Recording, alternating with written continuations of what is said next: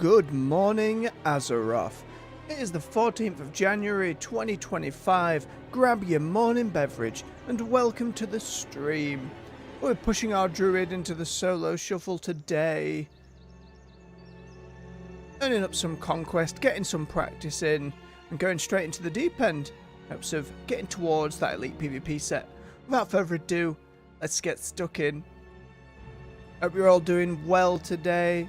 Weather's getting a little warmer, still a bit chilly though, so keep yourself warm, keep yourselves hydrated. You've got this.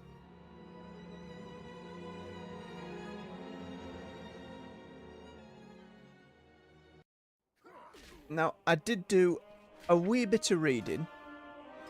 Let me just... Hey.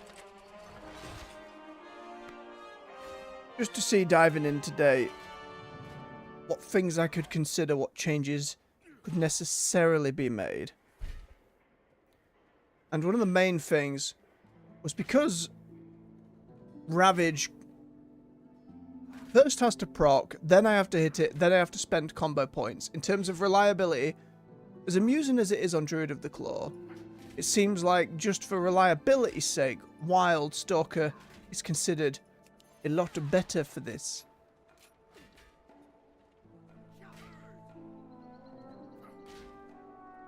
Bonus healing sounds nice.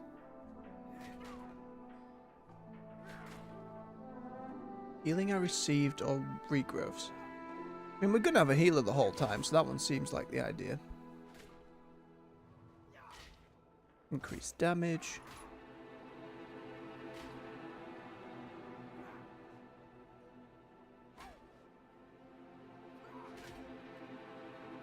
Of a valid target means I'd have to have rip on something. That's the other thing with this one. We always are getting rip on a target, so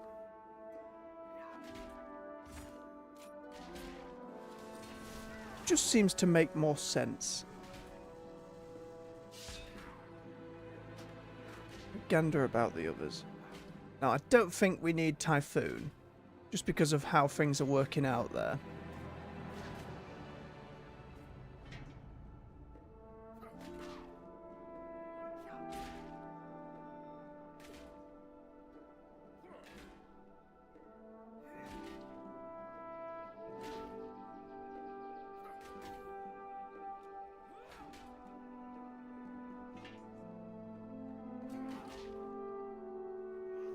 Crash seems a little redundant as well.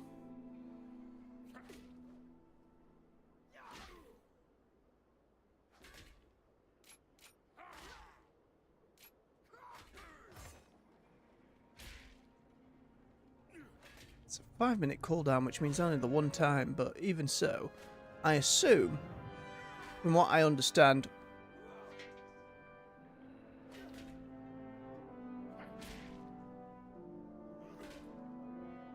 and use it like a defensive just so our regrowth does more and we get bonus frenzied regen.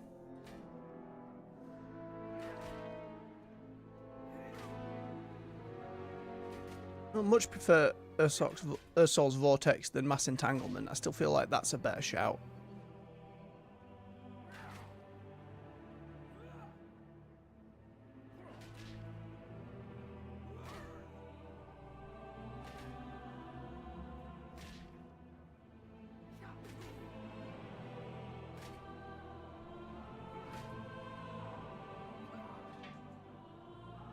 I think rather than a pointing Carnivorous Instinct, I know a 6% chance is low, but I don't know, that's a big bit of burst.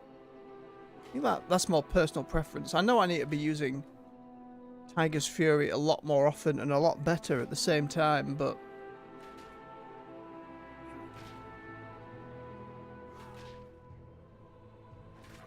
I always like the idea of having more burst.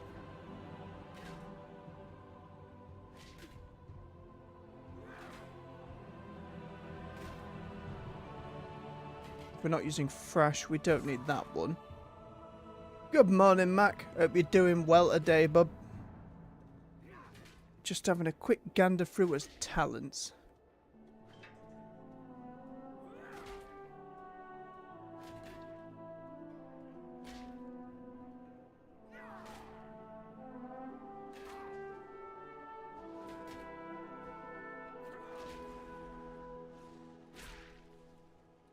5 more seconds versus... more damage and some restoration.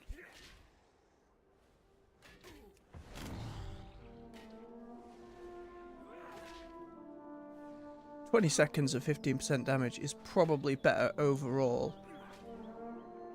It will help me learn to do my rotation a little better as well. And if I struggle with it, I can always swap back to tenacity there. For a moment I was panicking, I was like, wait, I don't have Berserk on my bar. And then I'm like, oh no, it's alright, Avatar replaces it, that's fine. Oh, we're learning, we'll get there.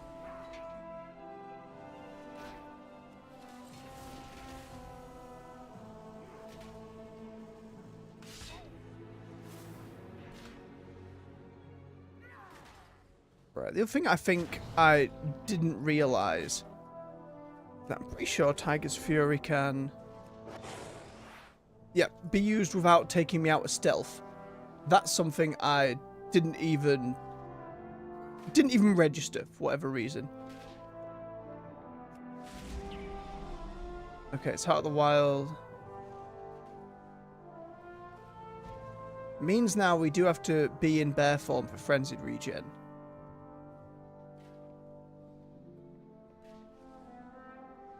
Means I need a way to hit that button faster. I feel like we're using Stampeding Roar as much as I probably could be doing.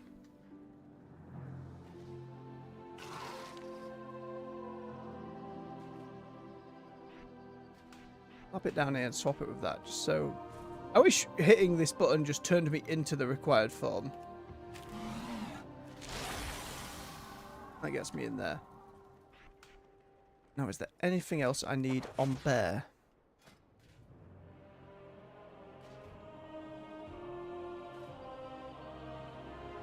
That isn't already there.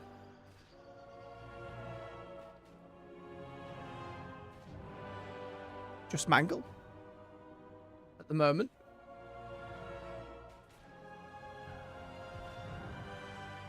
Shred can bring me back into cat form.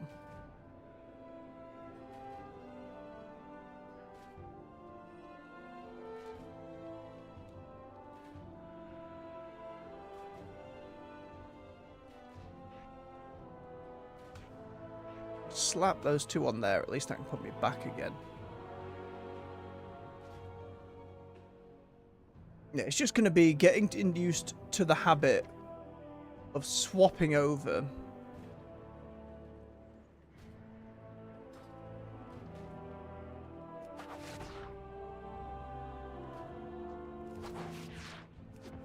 Like that jumps me back into cat, so that's fine.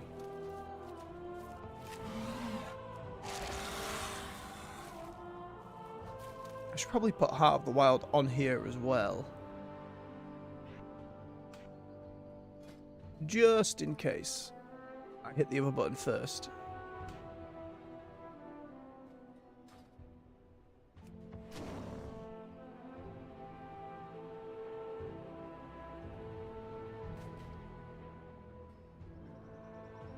It's going to take some getting used to. That's for damn sure. Let's get us queued up and going in, though. We're only going to learn by doing.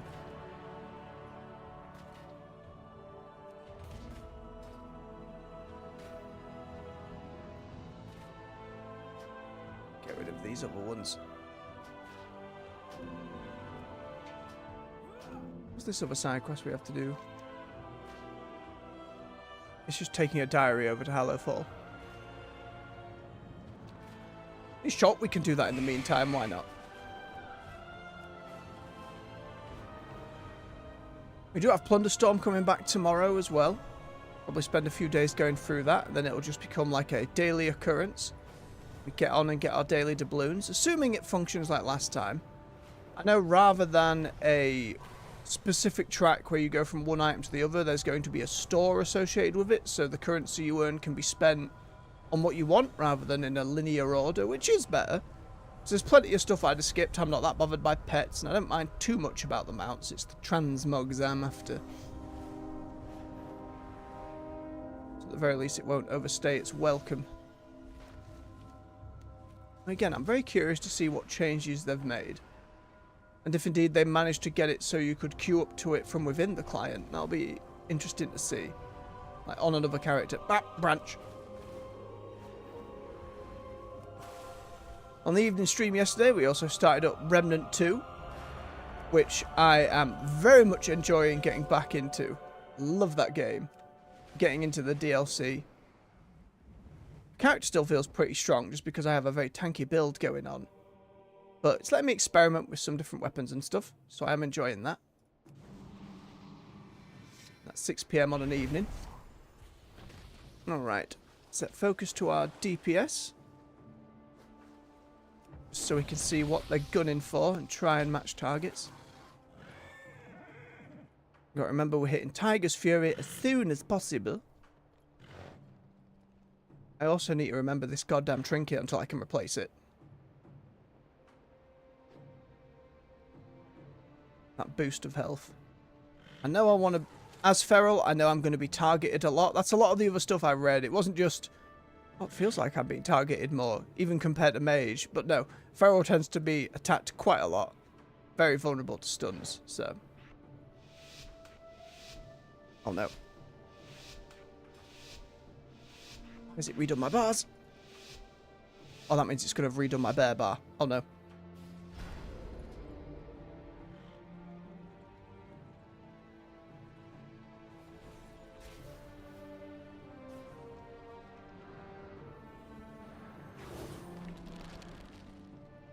Waiting for the others to pop.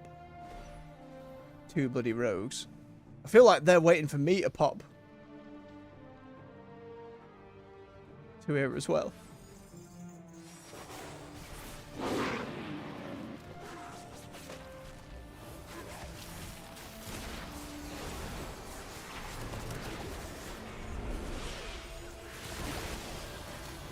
Get that one on. Need to get bugs going. Also need to try and do that one. Briefly go there.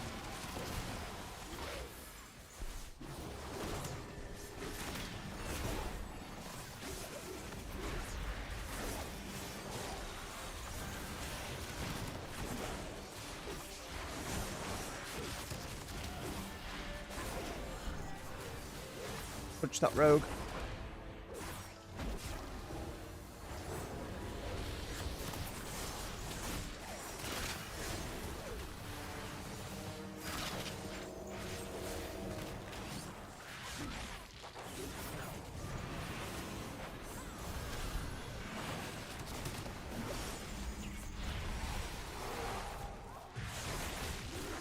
Fury again. Healing myself. Here again. Oh, not fast enough going to bed. This is how it's going to be.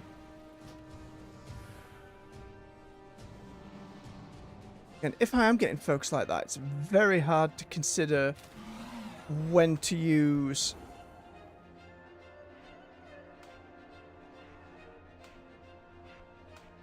what's it called? Cyclone on things. Especially if I'm getting focused like that.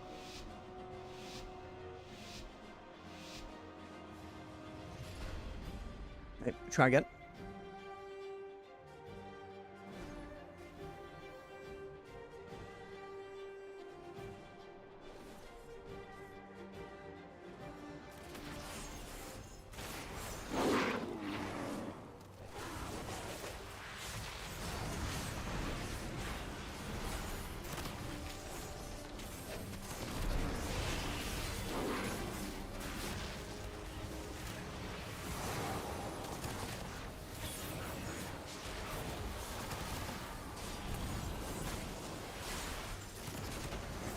A bug.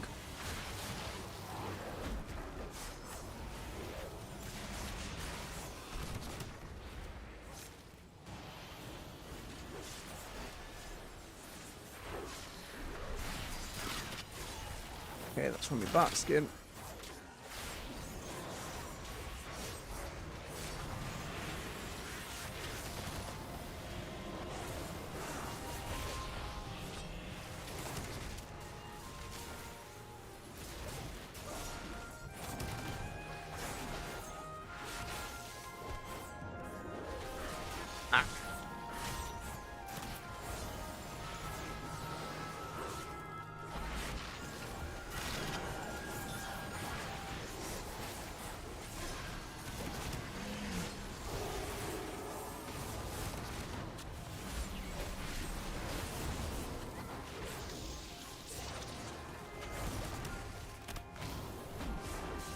in again.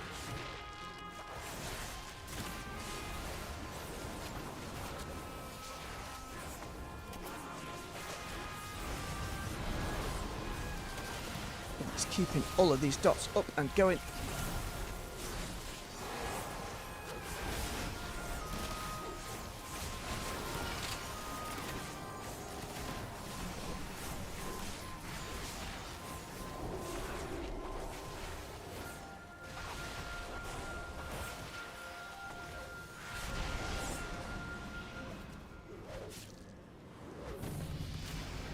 Oh, the healer went down.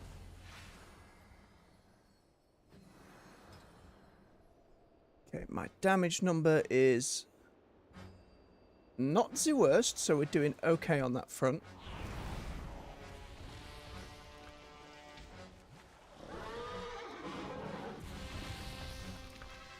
Grab the other rogue. So many rogues.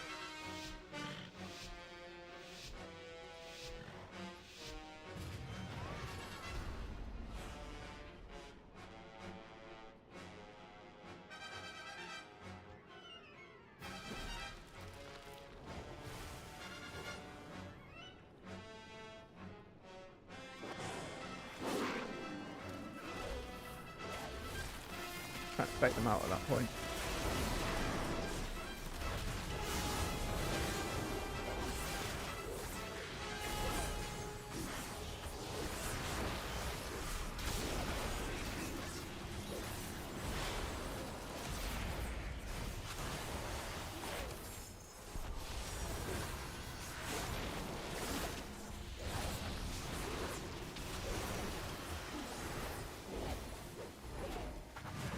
Missing.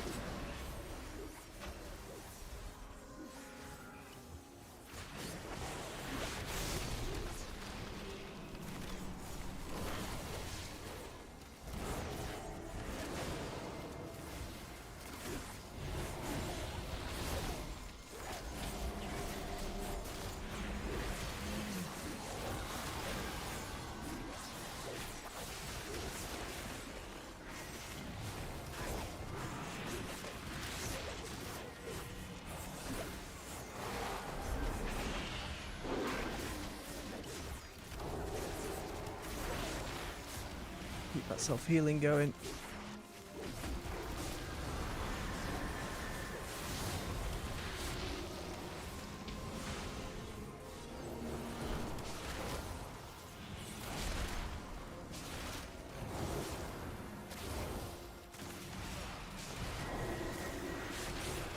Target to the other one. Get that back on again.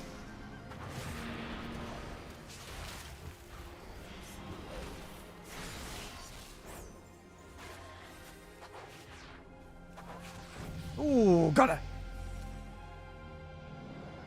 Okay, that felt better. That felt better.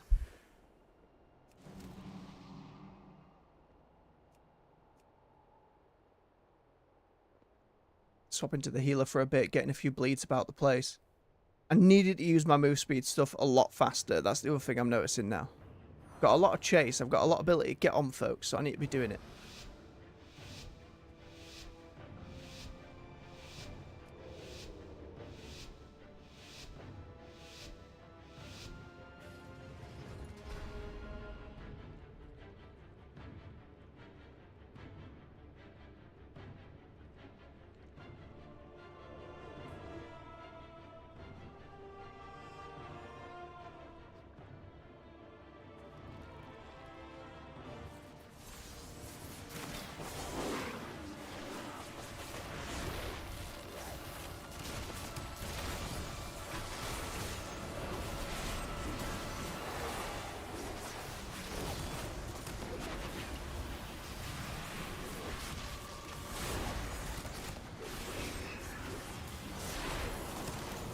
Survival instinct.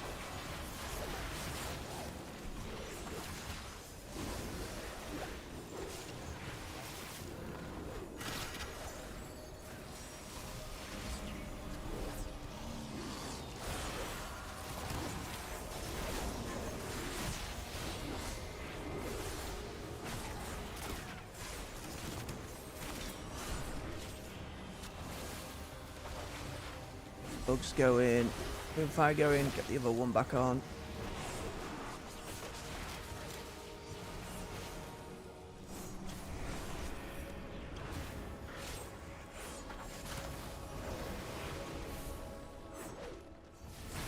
Skin again.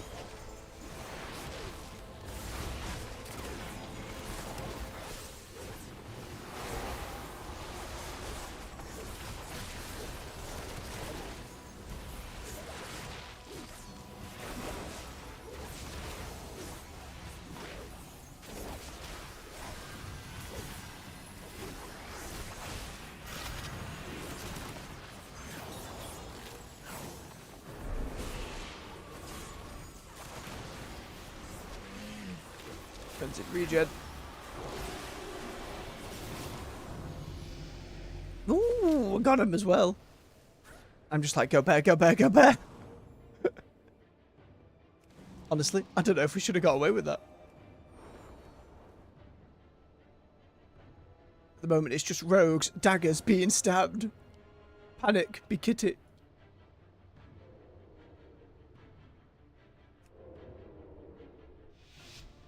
Certainly straight into the deep end. The trinket use 100% saved my bacon there, though, like, without question.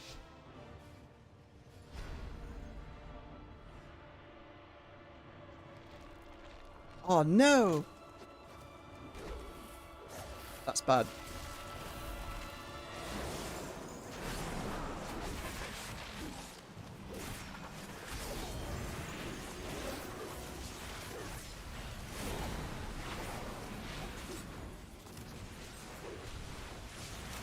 So much dodge.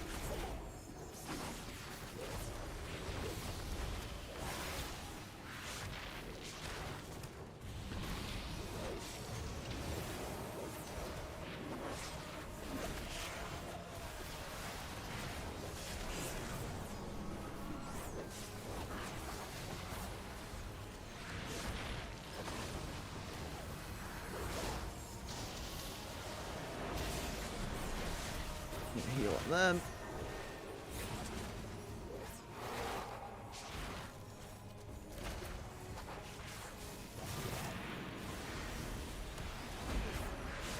Nope.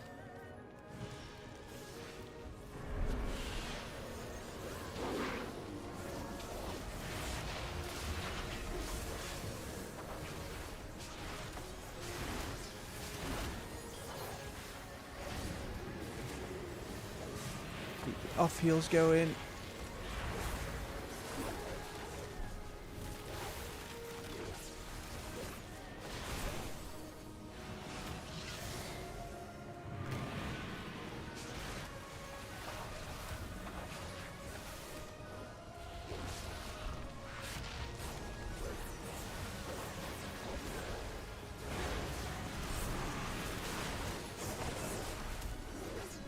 Right, the other one. Yep. Woo-hoo-hoo. Okay, I feel it. There's a lot of panicking going on, but I'm getting there. When they're not focusing me as much, I'm just like, bite, bite, bite, bite, bite.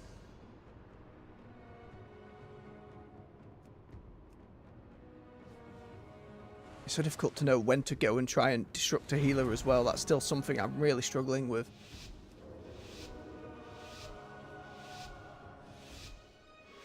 I know how powerful Cyclone is, though. It's just, again, knowing when to actually use it.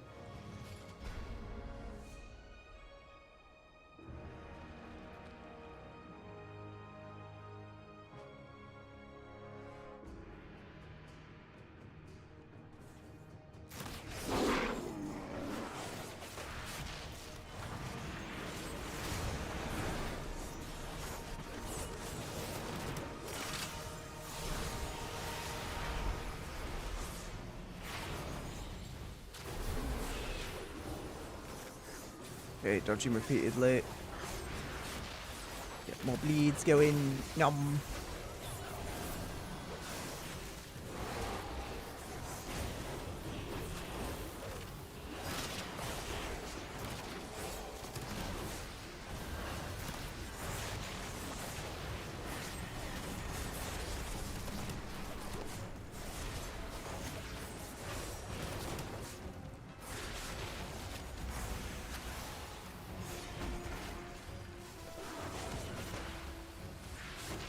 Some bleeds on the healer as well.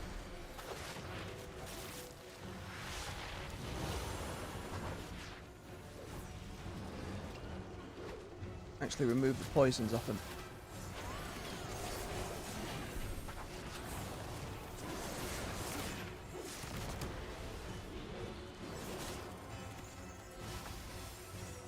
Drop. Chunk of rating, chunk of conquest, we'll take that. Yeah, my damage was pretty good. It's certainly looking a lot better than Druid of the Claw was doing in his games yesterday. That other rogue though was doing a lot.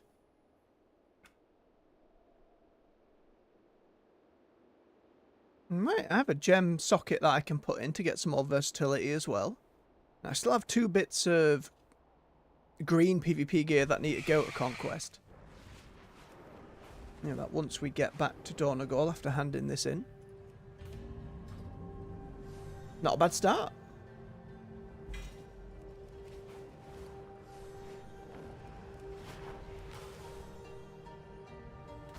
Certainly got those early nerves going on though. Like I can feel my heart rate just going. There we go. No, Chiron, we're good, thank you.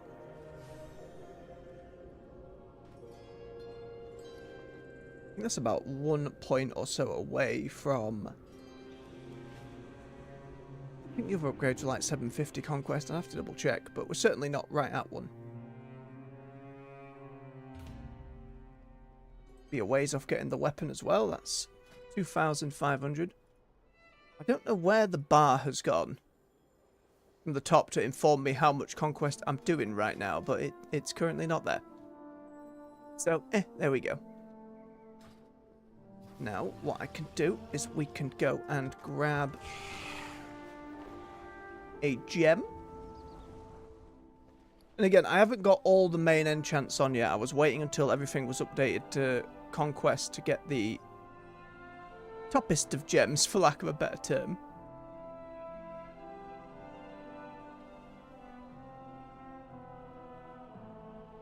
Wait, I thought it was helmet. Oh, it's already got a socket on it, and I didn't even bloody notice. Amulet, braces, belts, and rings. That's a conquest level ring, isn't it? Yeah. Okay, then I need just the 2 gems. Aye. I have an extended supply of goods for Outlanders. Not cheap neither. Return and Every little helps. I must get closer.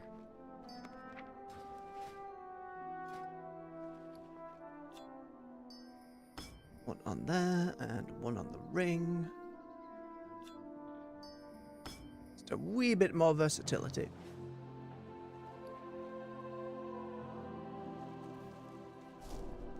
Chunk of honor off getting another socket as well, but we'll get there eventually.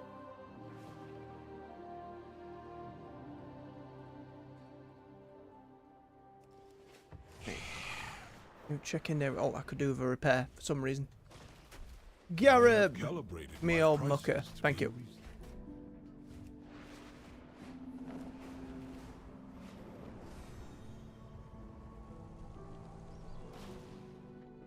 my directive is to serve you. Oh, wait. Hang on. We can get the other ring. Or necklace. We'll do necklace first, so I don't have to pay for the enchant yet.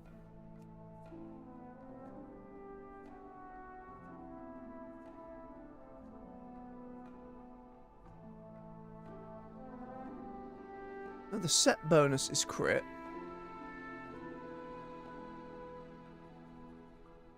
But mastery is where a lot of my damage is.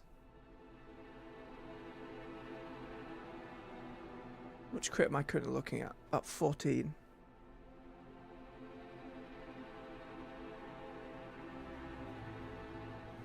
Jumps it to about 30. It's a decent amount of crit. Let me double check my mastery. I need to read through it again.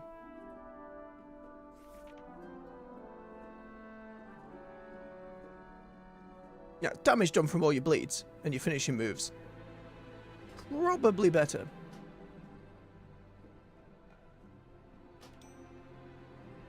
So 525, and then we can get the other ring. I kind of want to replace the health trinket with the lazy one, but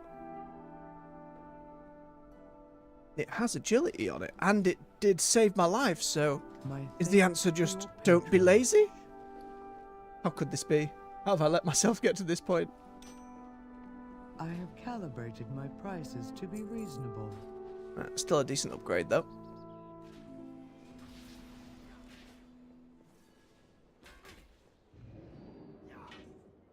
That doesn't count as a rated arena solo shuffle? Ruffius, you're a scumbag. Get abandoned then.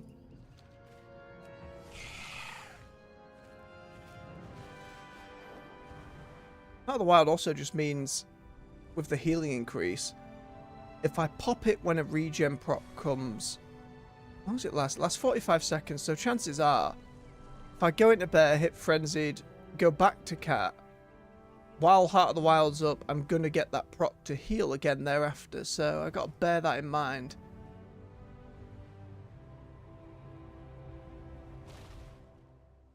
We'll get there. It's the first day of it, proper solo shuffling on the Druid, you know.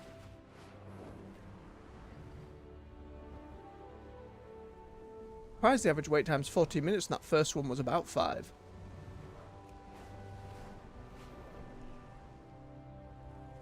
I think that bodes well.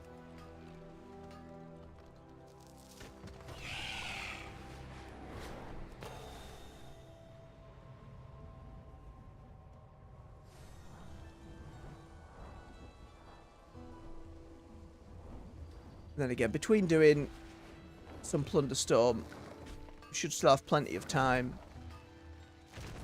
Ah. Not nice game. Not nice at all. To get her the rating we need before the next patch comes out. Why, wait, whoa, why did it blow up again? I'd already mined it. That's very upsetting.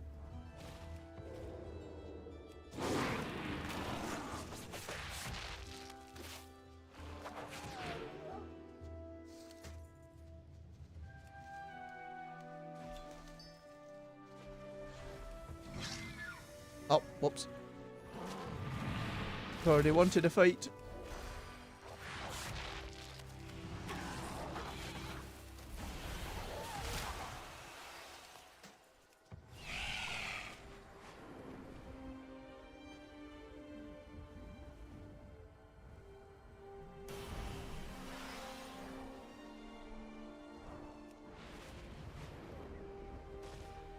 Seagull. Bird, please. Let me land and change form. Thank you.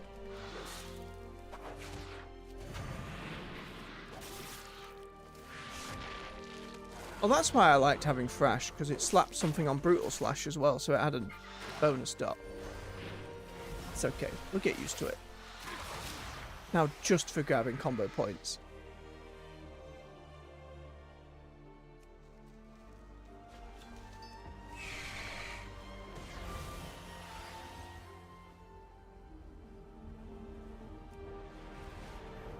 Go.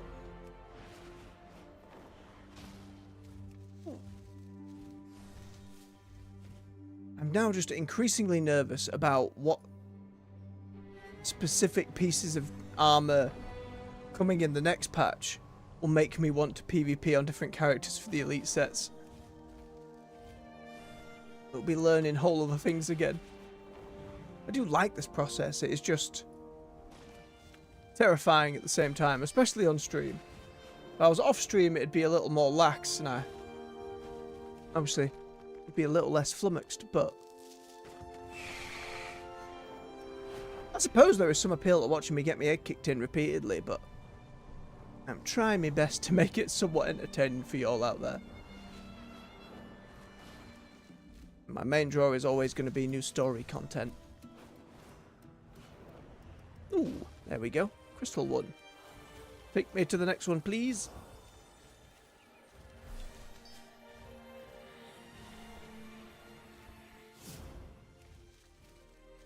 Now that in mind, as the day goes by, or days go by, more and more is getting data mined. I'm doing my best to Stay away from as many story spoilers as possible. And it always varies based on what folks put in their thumbnails or news articles and all of that.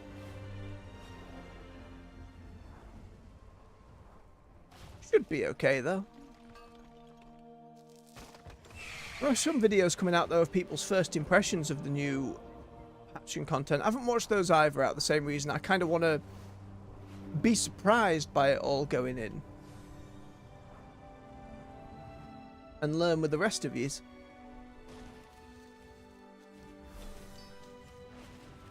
That's part of what I've come to enjoy about streaming is sharing those moments where I'm going in blind.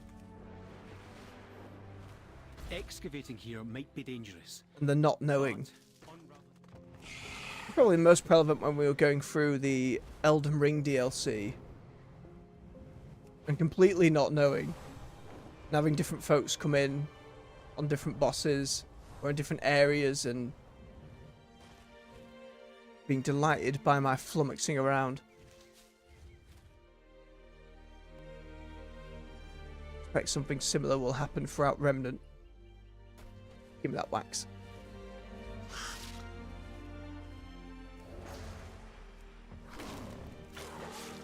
I know I don't really need it at the moment, but you know.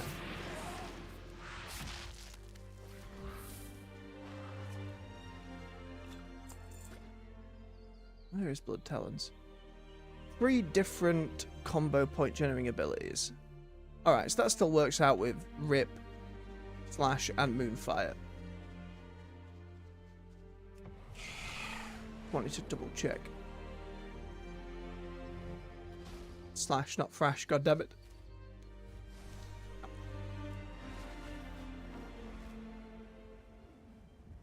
At the moment, as ever, we are at the whims of the queue times. Sometimes they be fast, sometimes they be slow.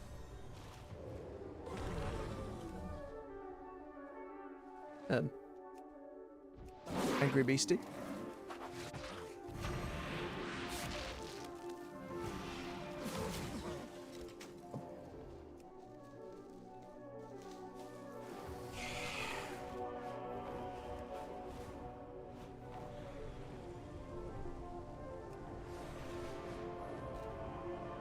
Let's have a swig of his beverage. Make sure you're all doing the same out there. Keep yourselves hydrated.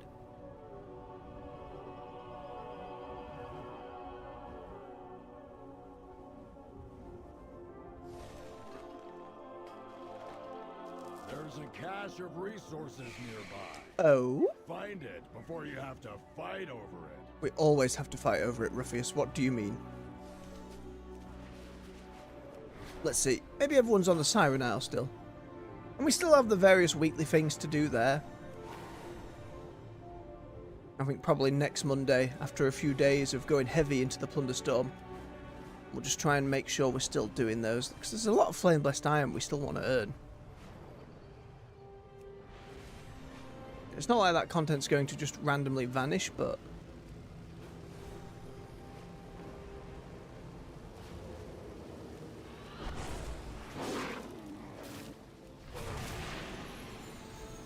Oh, they were just level 70. So were they. It's mine. I regret nothing. I'm sorry, Pearl level 70. I didn't even realise.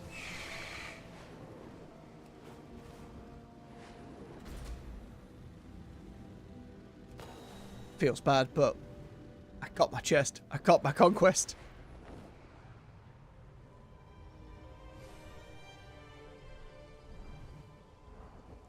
There was a moment when I first started booping and they lost so much health, I was like, man, my gear must be so much higher than theirs for PvP. Oh, no.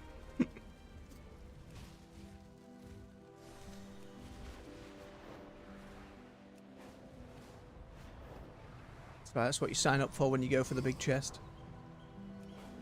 I will take that little bit of conquest to keep us going. Do I have it on my currency tab? I do.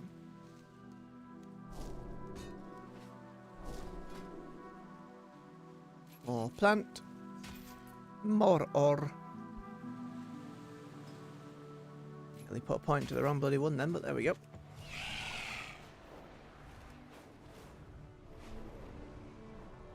I've been hearing a lot of scuttlebutt over the week for the Ashes of Creation MMO that's still currently in alpha. And while I don't like getting in on drama, it did make me look at the game a little more. There's some fascinating stuff that it's doing. Again, if I ever wanted to try another MMO, it wouldn't be replacing the WoW mornings. It'd come on in the evenings. It'd take a lot to take WoW out of this morning spot, so it's extremely unlikely to happen.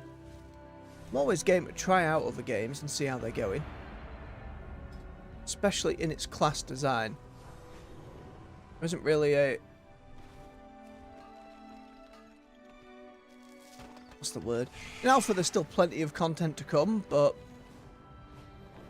you've got your regular class talent trees, but then your weapons also have talent trees, and you can really do some fancy stuff with your builds.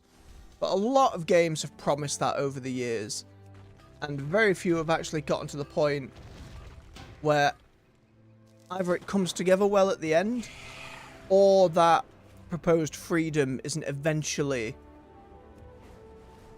taken down by player behavior and whatever metas form and that kind of thing.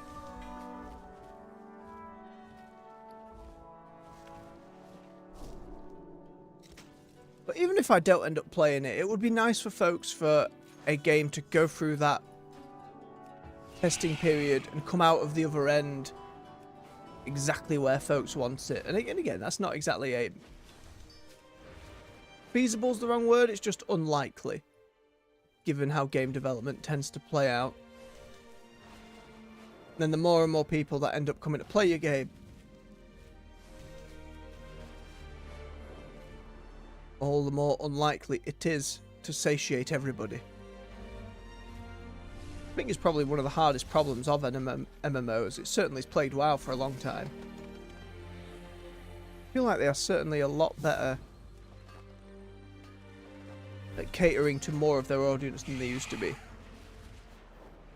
Again, we have to wait for more of the World Soul Saga to get underway to see how well that all plays out, but War Within's been an excellent showing to start with. Still got a few patches left to go. Folks thinking we won't see a 0.4 patch cycle like Dragonflight, which had that whole awakening season, which I liked as a transmog collector. There was loads of stuff to get there. It was very nice. But if they're moving content out much faster, it won't necessarily be necessary, you know? You might not need to do a patch like that.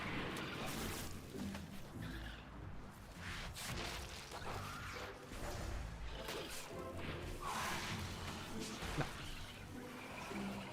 Give me that beef.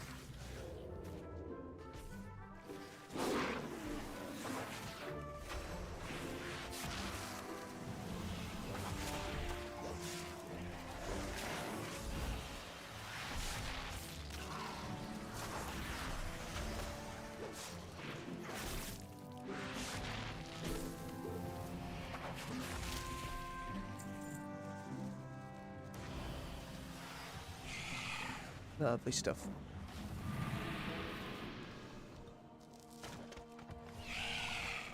The only worry would be, Ashes does seem a game that's a lot more PvP focused, which I'm not inherently against, but when it's more...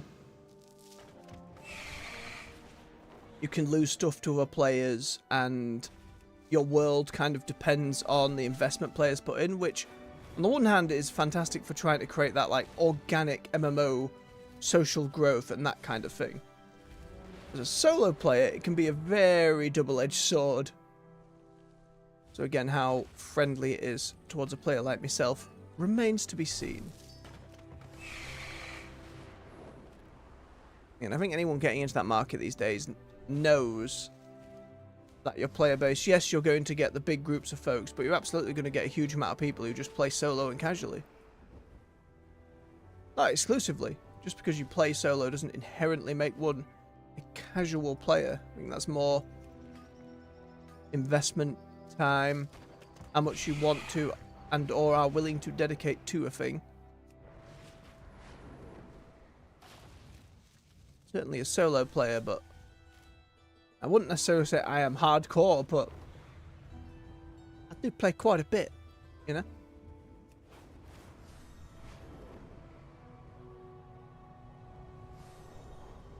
Now, someone actually nearly sold hardcore to me yesterday for WoW, by the way, for the classic hardcore.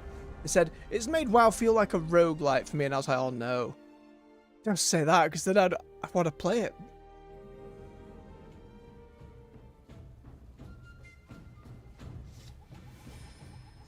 More rogue.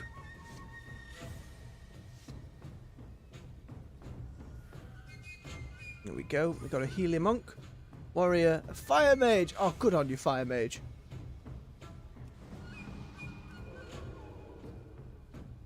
Means I know it's a lot of blinks, but it's very squishy.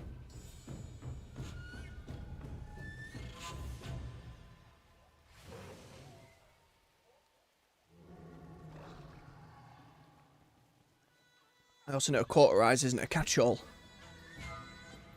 Today, your cries of battle and the clash of your weapons. See how we go. Will be Again, when I was playing Fire Mage, I saw bugger all of the Fire Mages, so to see one now, it's like, oh. join them in the afterlife.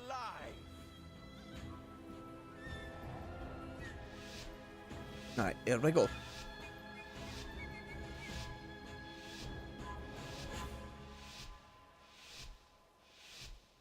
For Zandala!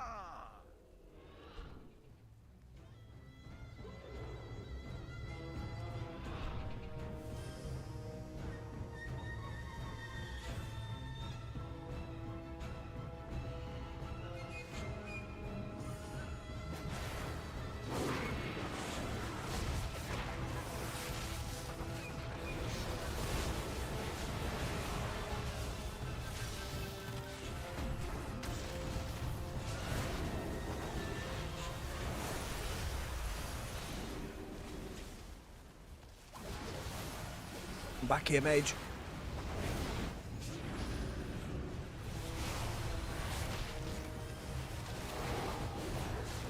Grant her an honorable death.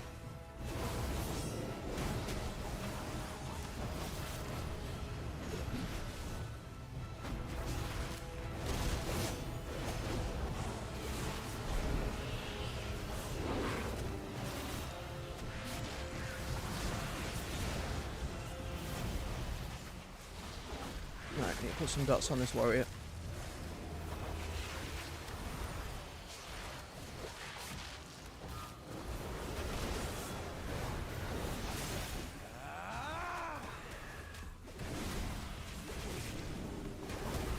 Grant her an honorable death.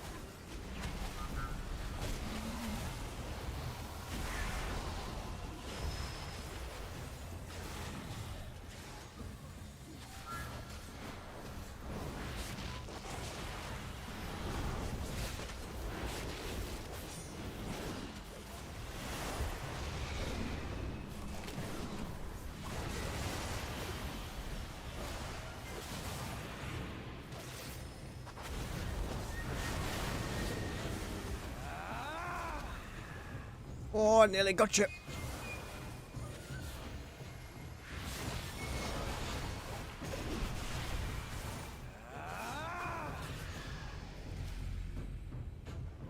Sorry, Rogue.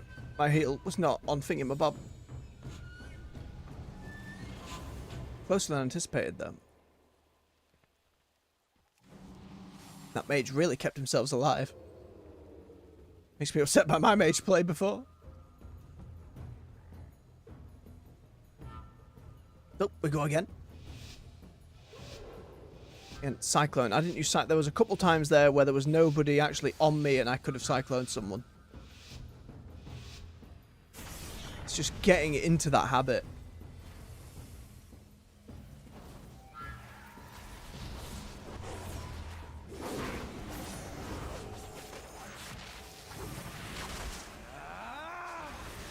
Wrong button.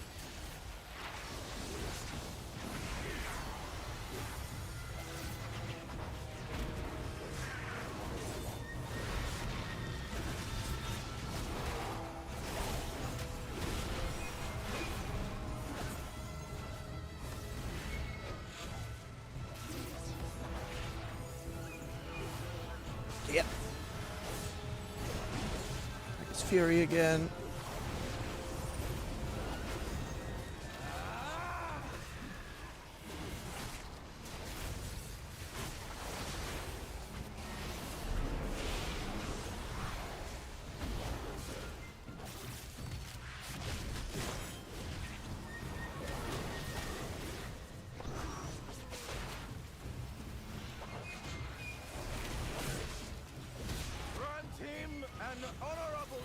Come on, get the warrior down. Oh, it was so close.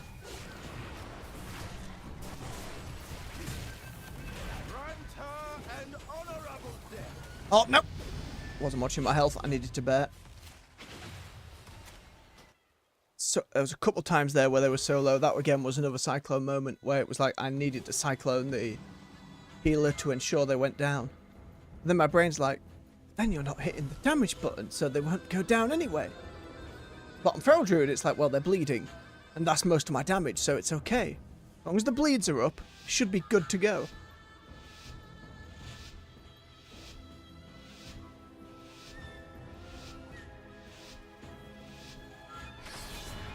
Set focus to the warrior, so I can see what they're focusing.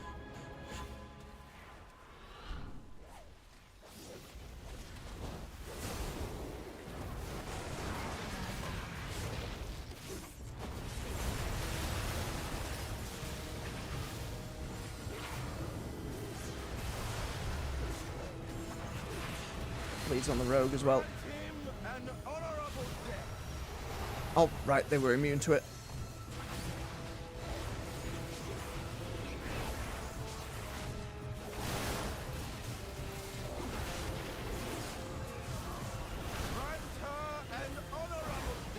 I stopped paying attention to my defensives.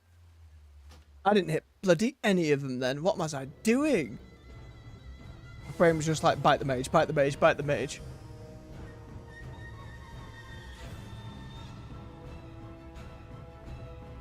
Yes, I am cat form. That does not mean I need to be kitty one-minded. Follow the laser pointer. Just follow it. And then boop into a cupboard.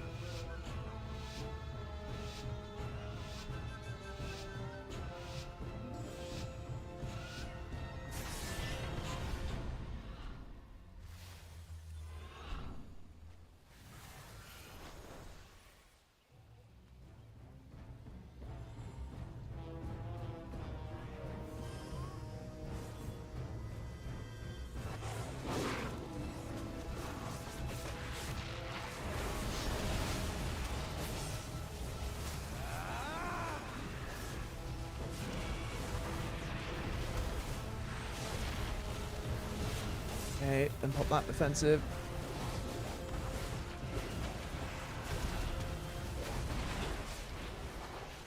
Grant him an honorable death.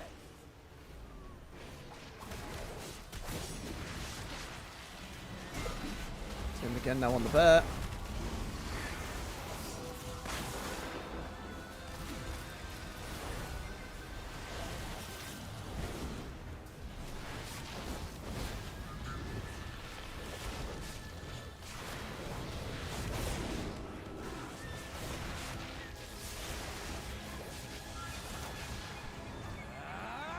Healer on that one. Oh.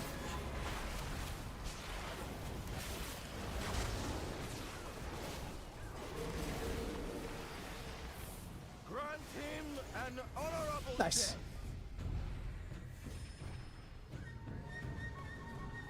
It feels like once I get my bleeds around on multiple people, it becomes a lot easier for like just seeing how folks react and how they move around. I know, it's hard to explain.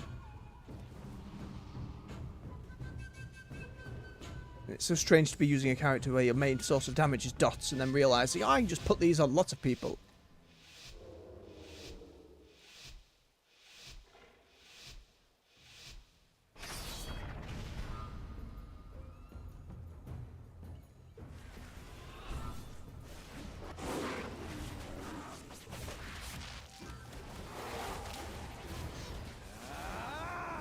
Oh, we nearly just did the mage.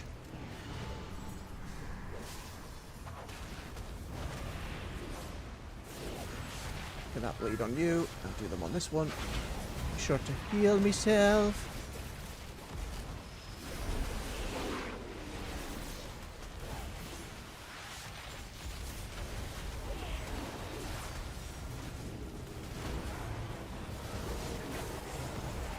Not the wild again. Into bear. Into start healing self.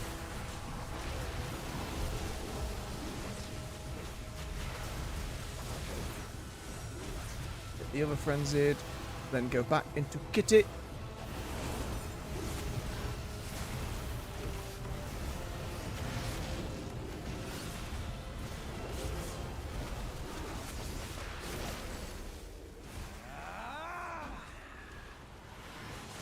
Boop him, boop him.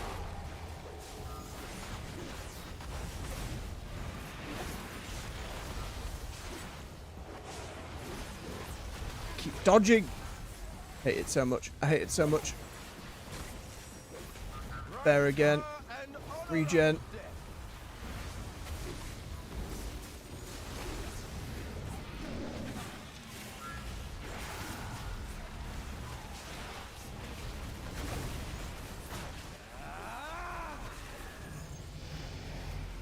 I did use all my stuff there. Just went on a little too long. Again, where was my cyclone?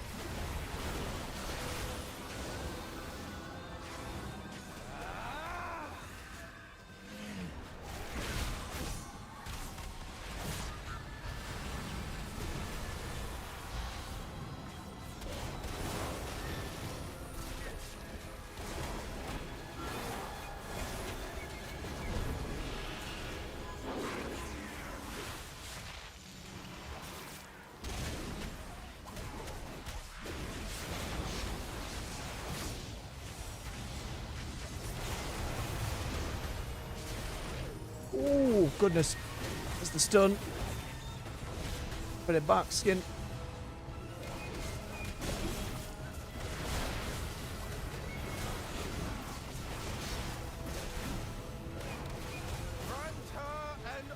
I just went down. The warrior knew at that point. Not the lowest on the damage, but certainly not up there with the rogue or the warrior. Oh. Rating's slowly going up though. People are a lot higher though.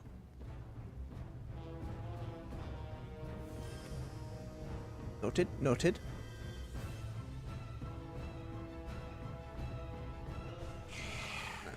Just whiz me way back to Dornegal to safety. What I can do is I'm going to take a quick bio break as we queue up again.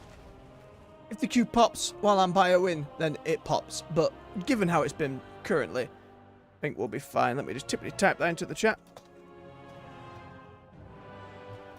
Tappity tappity tap tap. There we go. Again, why is the bar bugged out? No, I don't have the conquest of my weapon yet, but at the very least the postmaster will let us know. But anyway, stretch your legs, refill your beverage. I'll be back with you in a few minutes. See you soon.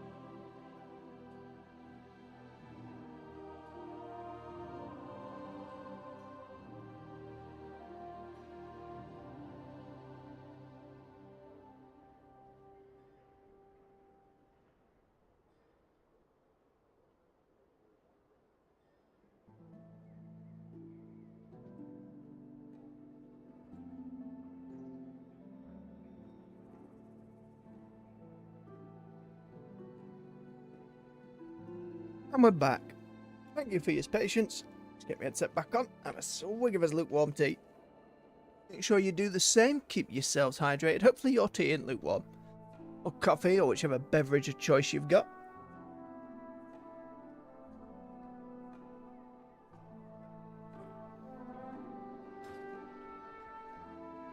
One thing I'm going to have to really get a feel for on the Druid in there is when, like, the feeling is right to shift to bear form. Like, because if I do it when I'm on no health, then that regen's not going to help me at all, is it? So, but at the same vein, I don't want to do it when I'm at, like, 60%. It's like I'm firing off too early, but again, we'll get a feel for it as we go. It's more Cyclone I need to worry about. When to stick them in Hurricane. Going to do a bit more flying about. Again, just because on my other characters we've been trying to level up other professions and whatnot, so I'm starting to actually burn through resources.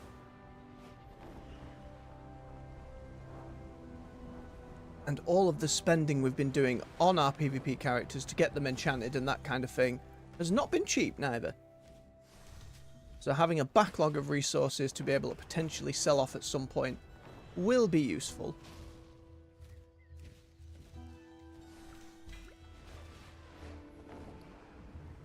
Thunderbird.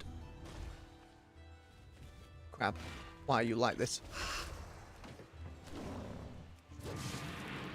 I just wanted to learn some knowledge. There we go.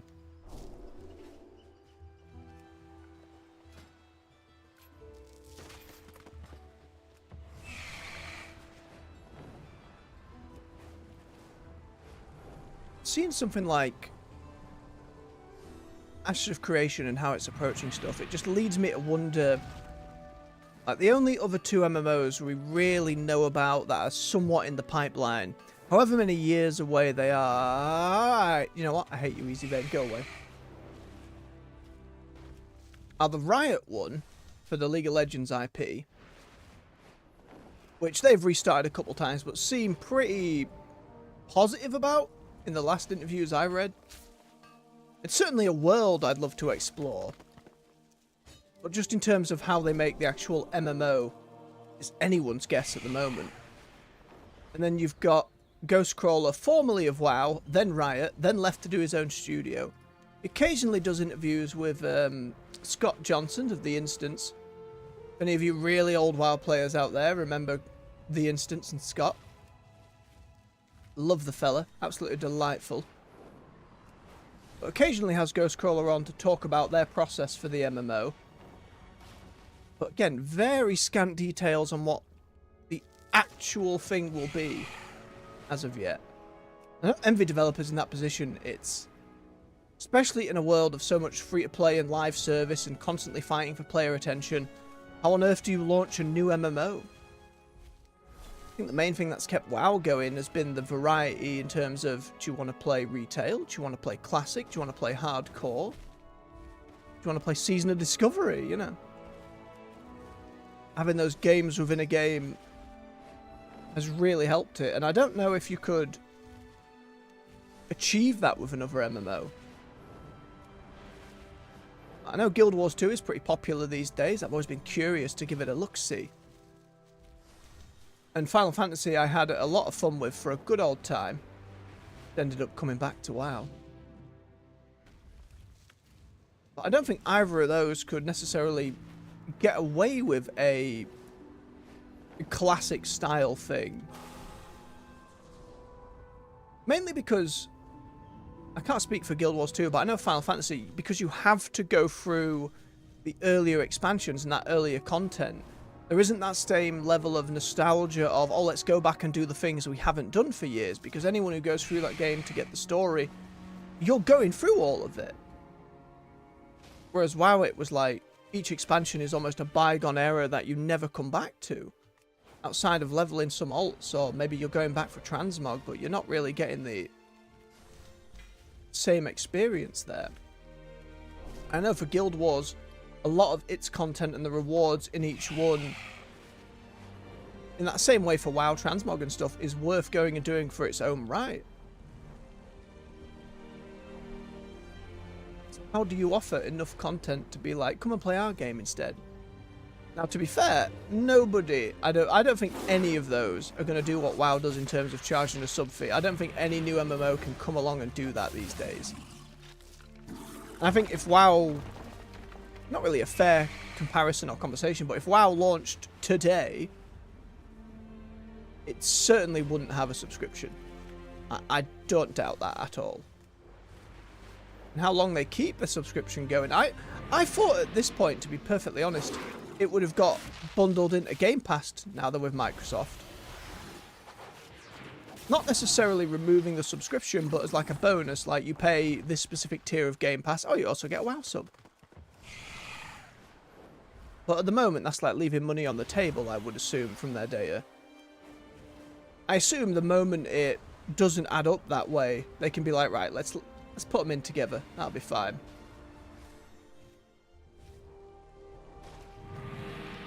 Which would be good for me. I'd love an excuse to resubscribe to Game Pass. Fantastic service. Even if they've had to bump up the prices and whatnot, it still outclasses any of the others.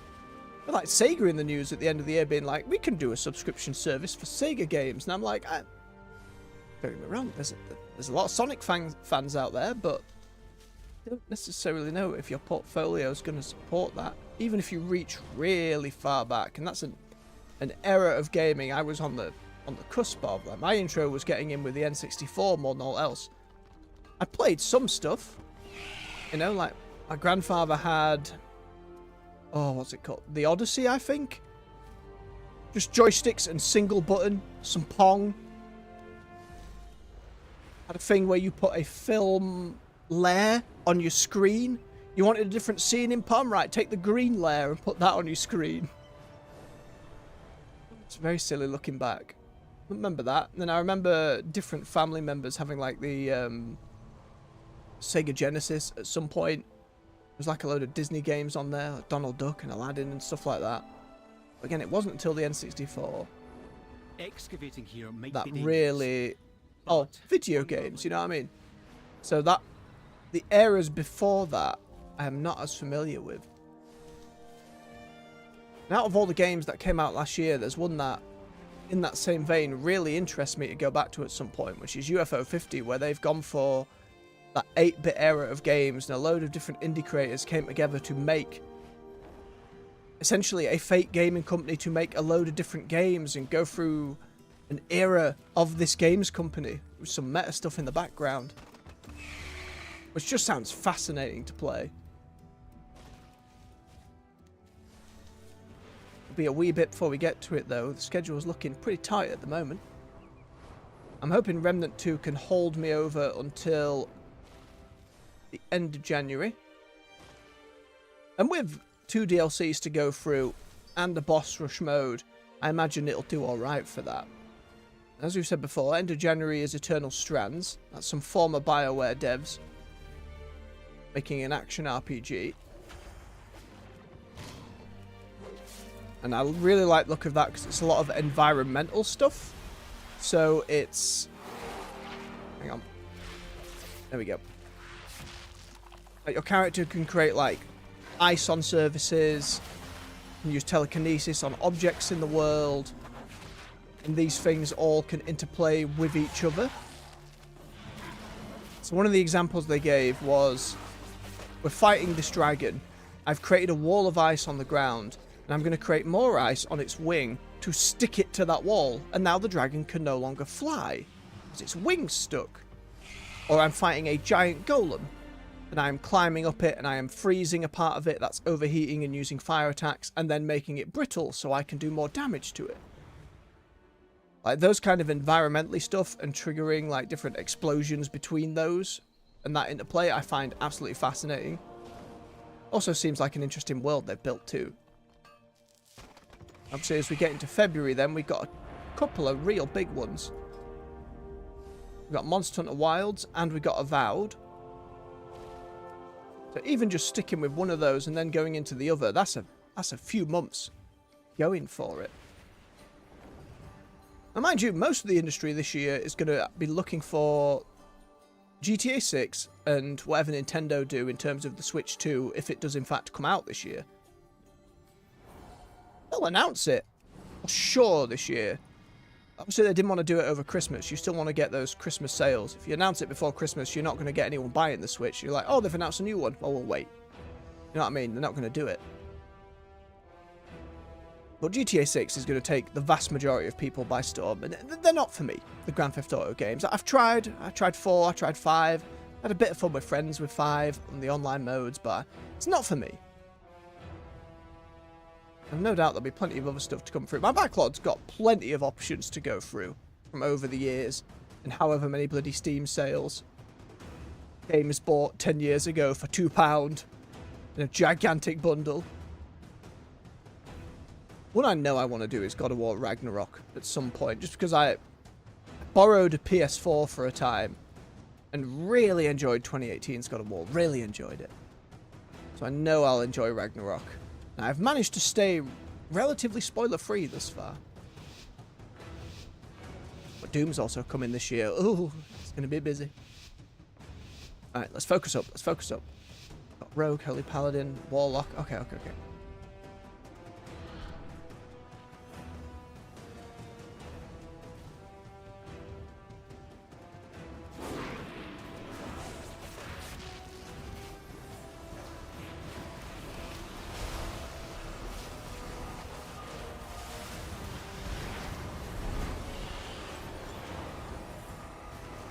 Scared.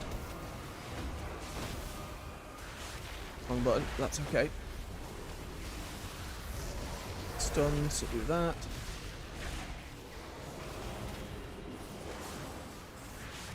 Not spreading my dots about.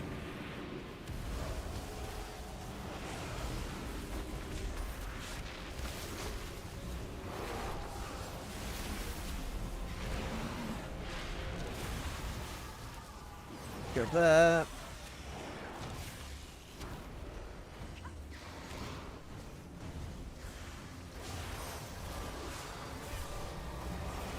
Get you stuck. Didn't get stuck. Ow.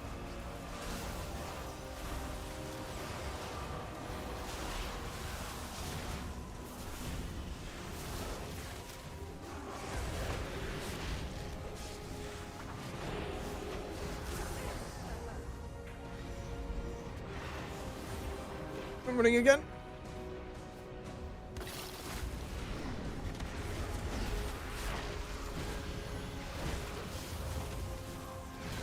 I need to go there again. Get this going.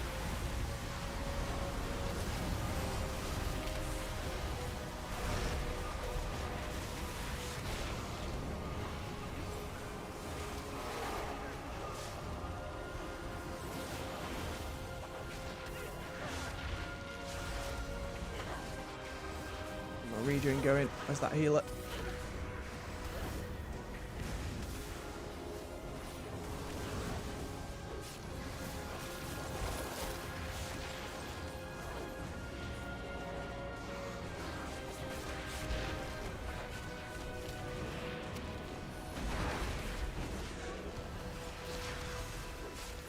Come on, bugs, get in there.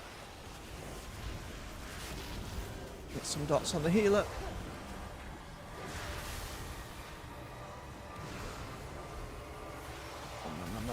Nom. Could have interrupted that. Should have.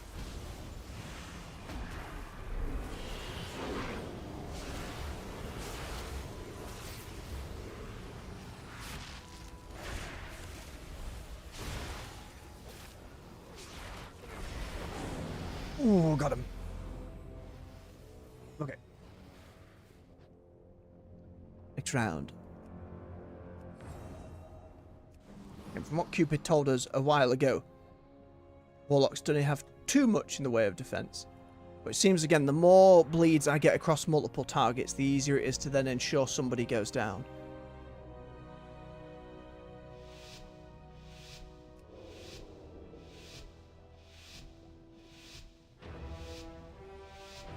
And for how much I'm kind of like about Arcane, actually it looks fun, the amount of like little missiles and mini explosions that are going off repeatedly.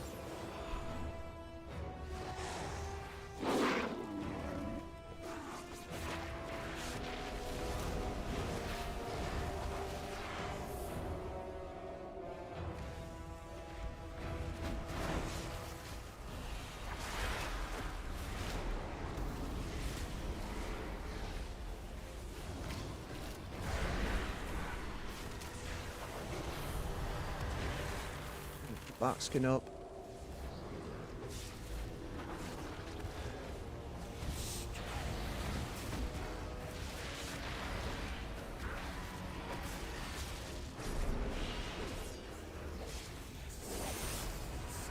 What? Need to bet.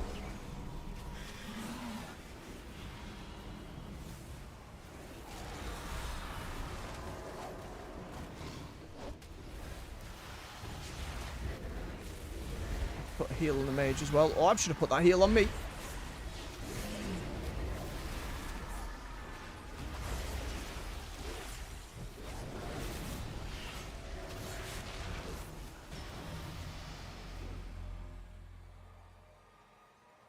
The heal on the mage.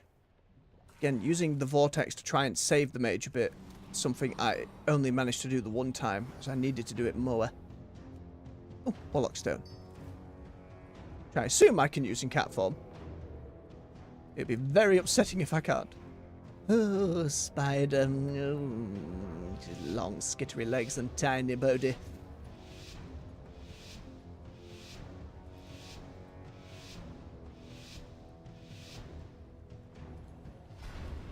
No, I'm going to use my avatar thing as well as another one.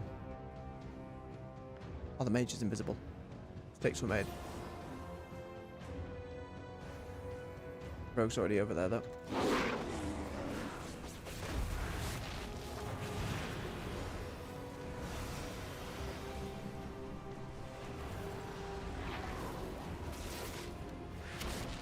Oh, I didn't need to do it again there.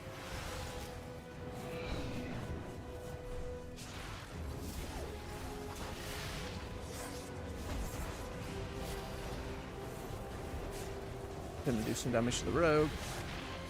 Oh, well, rogue is in dodge form.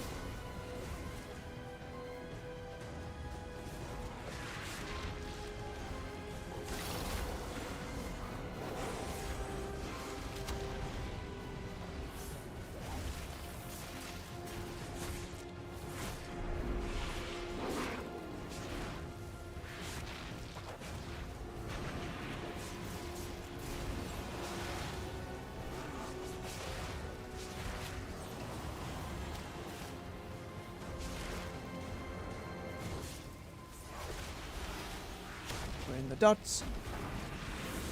Gone. Ooh.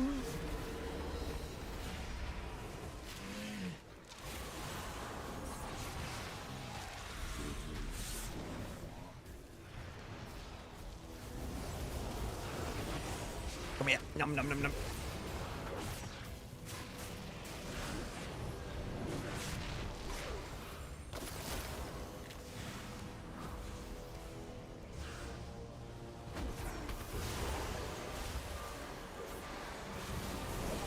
Keep them off, my friends.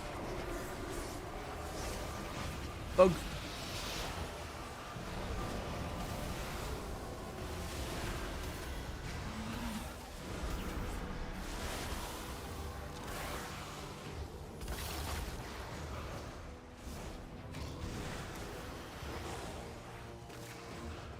Get me over there.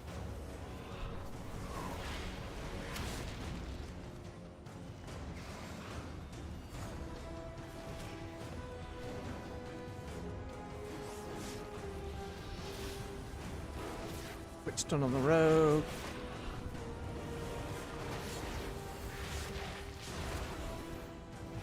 I needed to heal them, not me.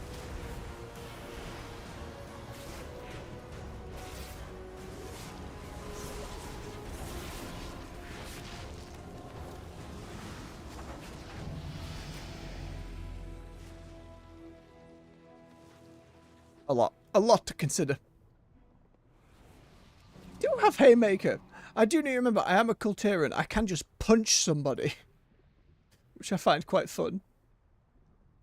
It is a stun. It was just a lot of me getting kited there. Not making use of my stuff quick enough. I need to remember my interrupt does have some range to it as well.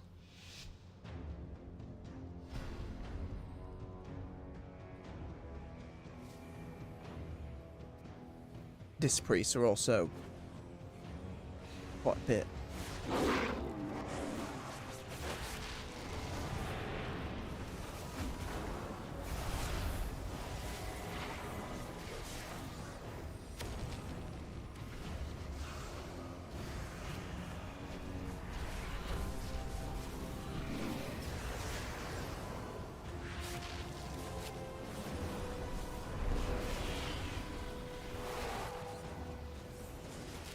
Too far away.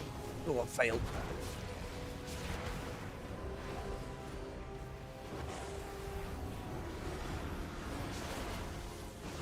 Not quite.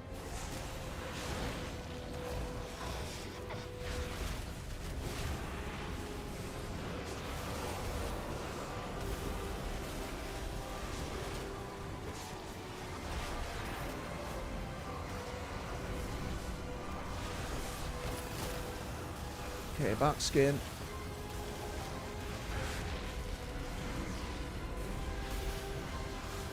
That one into health, into bear, into get some heal.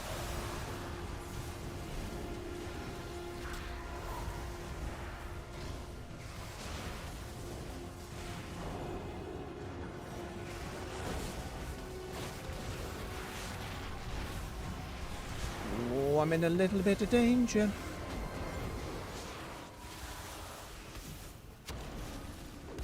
Oh, hello.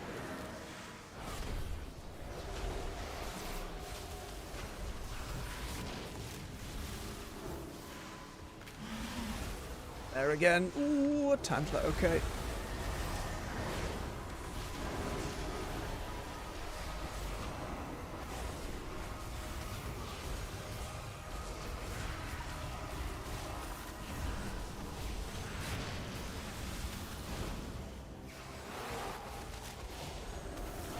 Got a bat skin there, I'm gonna go down.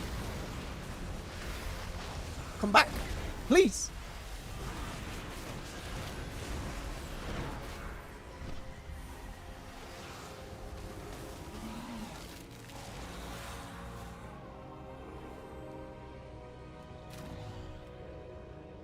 Oh, the road's gonna go down though because they were saving my bacon.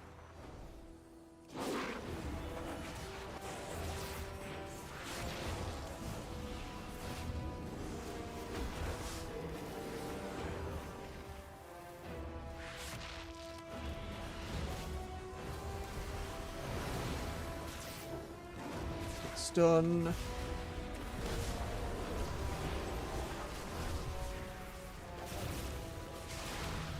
Oh, it was very close to call. Heal prop only went up at the end there.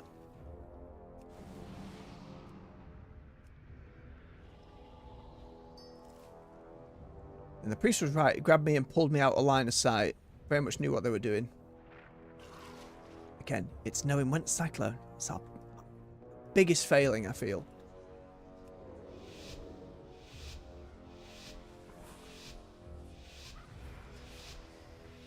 Let's try again. Only the one win. Again, that's fine. Wasn't expecting to get a 6 out of 6 at all today.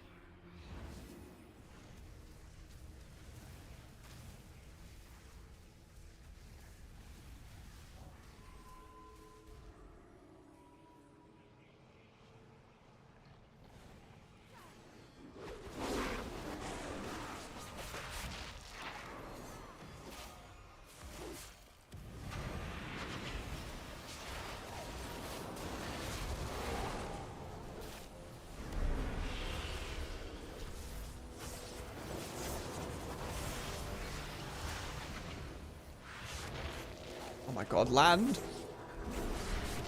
Thank you.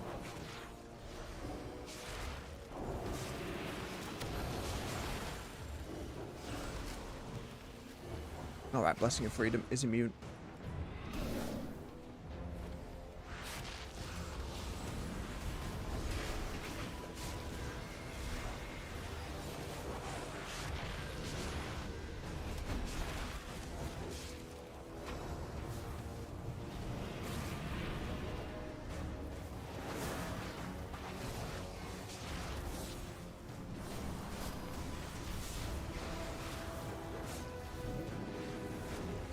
Okay, I'm just going to bob the mage in.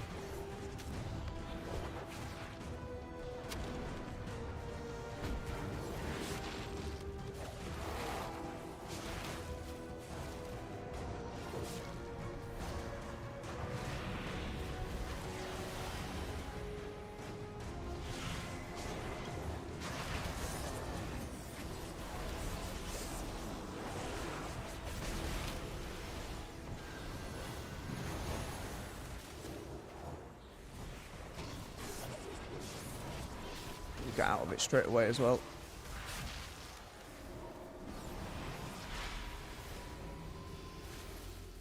Yeah. We certainly did a little bit more off healing there.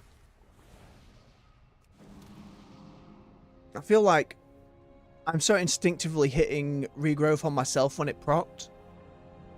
Entangling roots to kind of peel off for the others is something I need to definitely consider.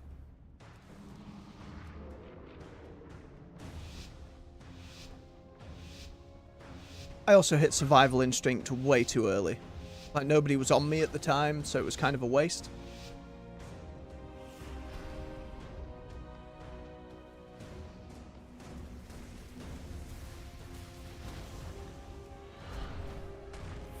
Ooh, that's bad.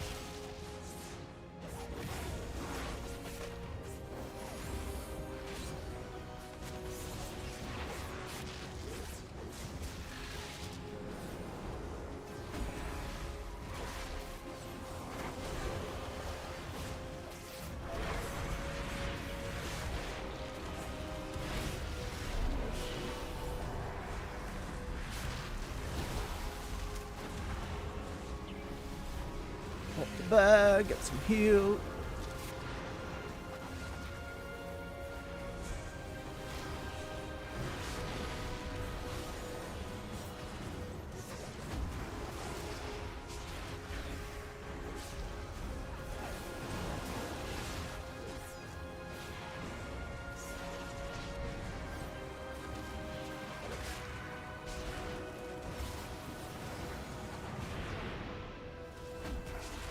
No.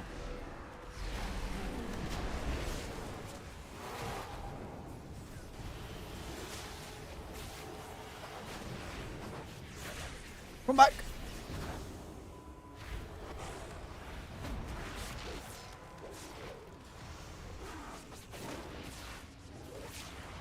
Stop missing. Didn't get it in time. Damage-wise, we're sat at about everybody else. That's okay. Healing-wise, we seem to be sat within the other DPS, which I probably should be doing a little bit more. Hard to say. Only one round for me. Oh, dear. Yeah, with time.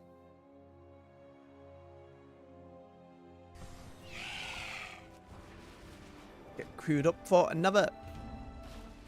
At this point, the rating can only go up, so it's okay.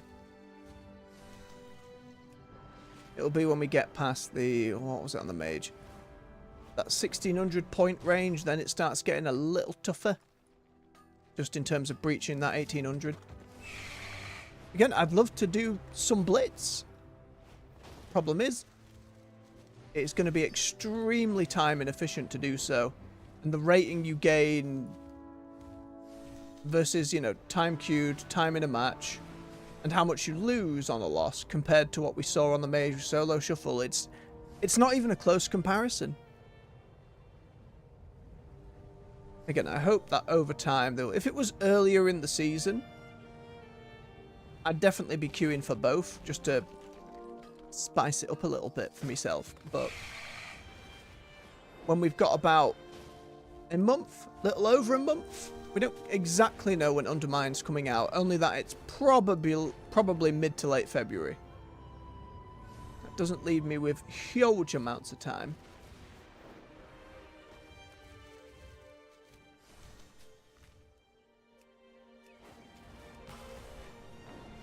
I actually at least like the fact the way solo shuffle's set up. That if you do well, because you're rotating your allies and whatnot, it can kind of count for a lot more, so I see some valuable resources. I can only hope folks aren't too upset with me for learning. Oh, hello, hello, hello. Can we get another chest?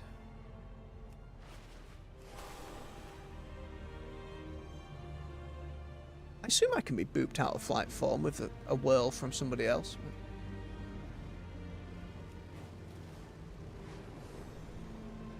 Order number 1. Order number 2. It's not looking good. Don't know if I can beat 2. Depends on their gear. Order number 3. Now it's not looking good. Now it's not looking good. I still got to try and fight for it and delay it. You trying to knock me out of the sky. Ha ha ha ha ha ha ha ha. A little early though. He's just going to mount up and get back to it. Nope. I knew you were coming.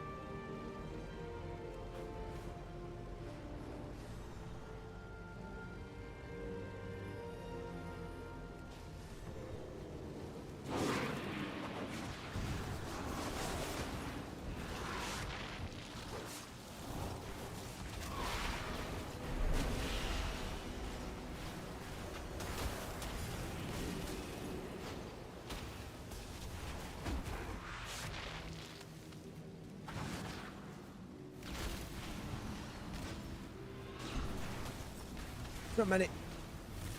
Oh, there's a Reliance here.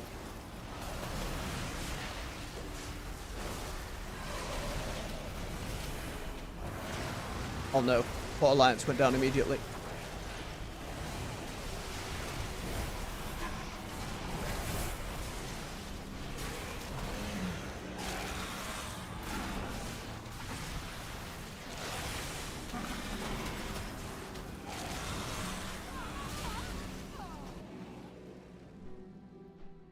No, and he's only level 76, but he's trying for it.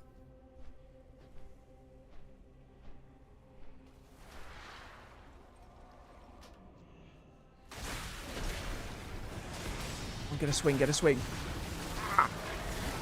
Delayed. 1, 2, 3, 4, 5. Now it's become a problem. Oh, bless him for trying, you know. I had to go back and give it another go. 76 and 4. No, we can win this. Or at the very least wanted to get involved. I have to respect it. The Horde claim another chest. And off they go.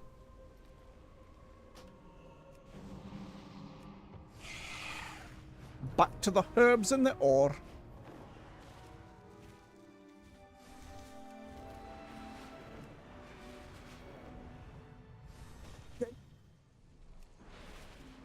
Shouldn't say game when it's me who just can't drive.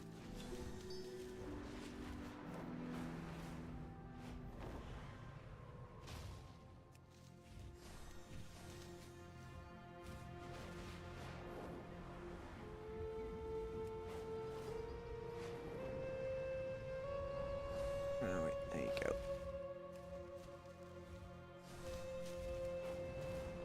Ooh, you'll have to forgive me. After this next one, I'm probably going to need another bio break. Yeah, my apologies. It's medical stuff. When I gotta go in a matter of just hold and pray, I'm afraid.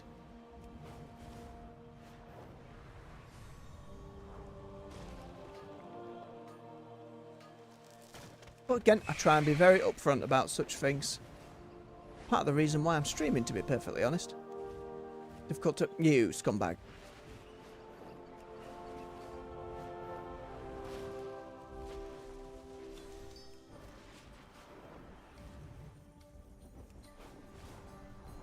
Difficult to maintain most things when you're having to nip to the goddamn bathroom for so many times.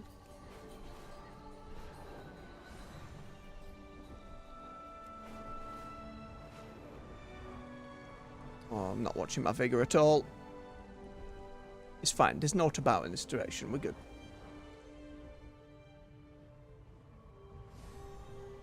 I definitely didn't need any more bloody tokens, just considering if it was worth doing the world quest, but it's not at the moment, really. I do want to get that wax, though.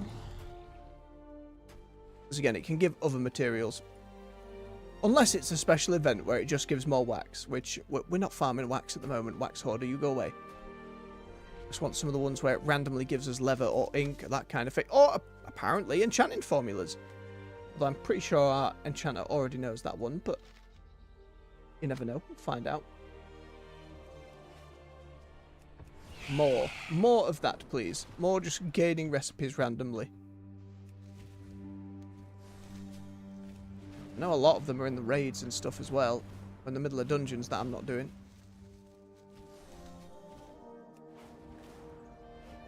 You know, some interesting stuff we saw where different professions could actually do stuff in an instance. I saw going through the follower dungeons that some of the Nerubian ones had like Nerubian corpses that tailors could interact with, and apparently you get a load of cloth doing that. Something to bear in mind on my tailor at some point while leveling her up, maybe just to go and do some follower dungeons. Dangerous, but unraveling the earth and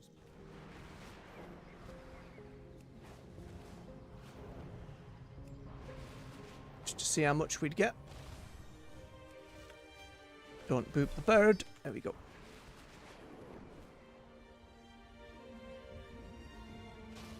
How you doing, Q? Come on, don't do this to me.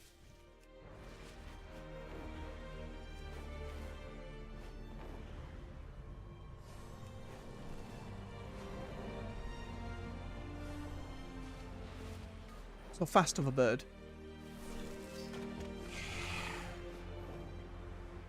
Ah, but you missed one. Wake up, Shellhole, and you're fine.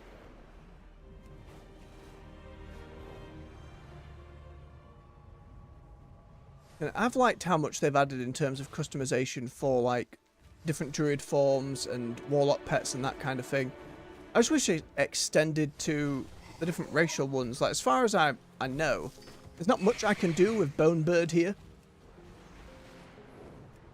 I haven't checked in a while, but I'm pretty sure we've only got... I don't even know if they've got colour palette swaps, to be perfectly honest. That is the kind of thing they can just add more of over time as they go. I wish it was kind of like the Dragonflight stuff, so maybe my Bonebird could have options of beak, face, horns, you know. It's a lot of effort for one class, mind you, but there we are. I'm trying to think of the ideal world where, like how in Legion we all had a class mount. Every class got their own dragon riding style mount that they could customize in their own unique ways. I think that'd go over a little better than the dirigible has, like the airship you get. Was even going and getting Zekphia done, which was pretty good. That felt really good. To get that void version of it, it was just like, I don't care about this flying ship. The dragons I cared about. Now, obviously it was the Dragonflight expansion, but everybody wants to customize a dragon and fly it around, you know what I mean? It's a lot higher on everyone's standard fantasy list than my small one-person airship. Now, for a big group airship, on the other hand, that'd probably go over a bit better, but wouldn't have done something like that. Too much, too big. I imagine a lot of those resources are probably currently building all the cosmetics needed for player housing to be a thing, so... Don't do it. I'm away with it.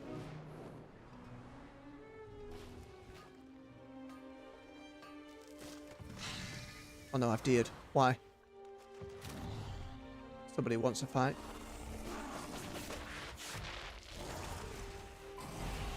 What's the cooldown on this swarm? 25 seconds. I need to be popping that all the goddamn time.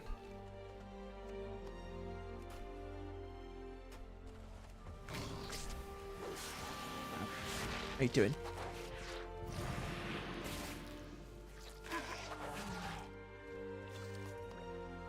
Lovely stuff. Mower materials. Mower.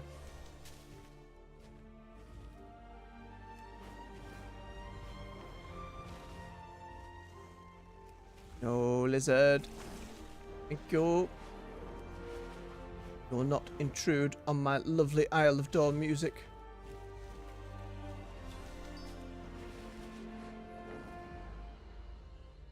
A little PvP spot.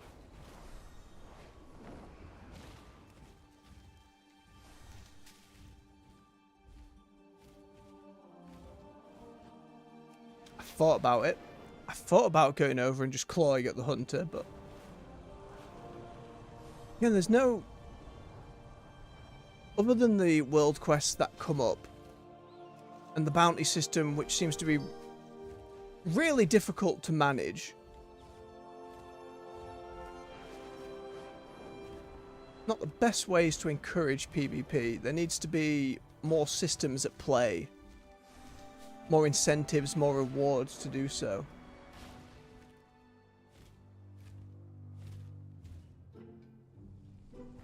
Talking about something like Ashes of Creation, there were players creating, from what I understand, caravans and full of their own crafting materials they had to get to cities. And other players could come and attack them and take said materials if they were successful. And players would sell those materials back to other players. I think part of the problem you get, especially when considering the PvP angle, WoW does not necessarily go that hardcore into a lot of its mechanics, and for a lot of players the idea of losing resources or material you've built up is a big no-no. So devoting time to systems that only a few players would, in the grand scheme of things, necessarily get into. I understand why there hasn't been a lot of focus there, but I don't know. I was hoping when Blitz was introduced, that would be like the start of doing more in the PvP space, but at least with Undermine, just adding a single arena, that's not quite... What's the word? It's not quite balanced the scales. And we still need to see how the more single-player focused stuff like delves and world content actually plays out in Undermine. It's been solid in the war within so far, but will the bigger patches keep up to it, is the question. I know a lot of folks were disappointed with like the anniversary patch and the Siren Isle, but considering these were middle patches, you know, 0.5 and 0.7, where we used to get sod all, if anything, like, you know, some of the patch cycles for like Warlords of Draenor or Shadowlands were months and months and months and months with no new game stuff at all. There were big dry periods for the game. Well, again, those are the times where someone like me is just like, right, well, I guess I'm going to go and get a load of transmog now, but now it feels like the deadlines I'm setting for myself aren't just running thin, you know? Even when before the War Within, when they had Remix come out, I adored bloody Remix. And that was not quite down to the wire to get all of the different rewards I wanted. Again, most of the transmog, I got a big chunk of mounts and all kinds of stuff.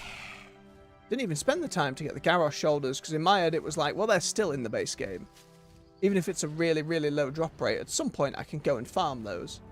But all the other remix-specific stuff was just easy to earn in terms of getting into a routine with it. You'd jump across different characters, you'd do a dungeon, you'd do a few raids, you'd get your bonus 2 XP gains on your cloak, you'd swap around to the next character. It worked out really well. Again, on the channel, I've got all those streams. There's different playlists for each of the patches for WoW, on the off chance. But we leveled up a lot of alts, including this one, to be fair. Max pile. Give me something good. Well, somewhat lazy. Or some bolts. We'll take the bolts for the engineer, that's fine.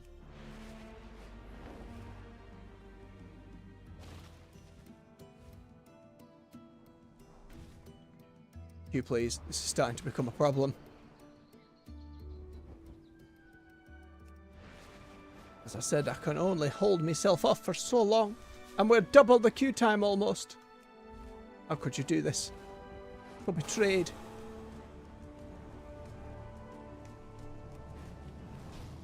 Ow.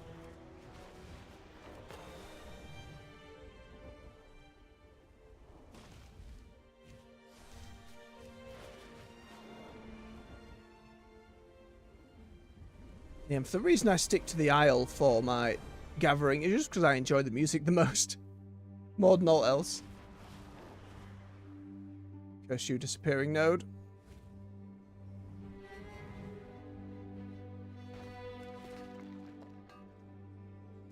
Just got to remember to pop it all in the war bank before the end of the day.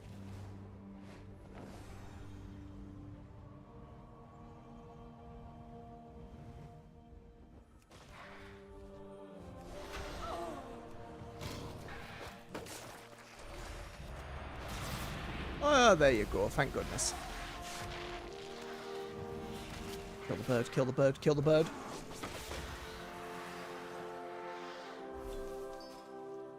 Huzzah. Oh, the Shadow Pan one.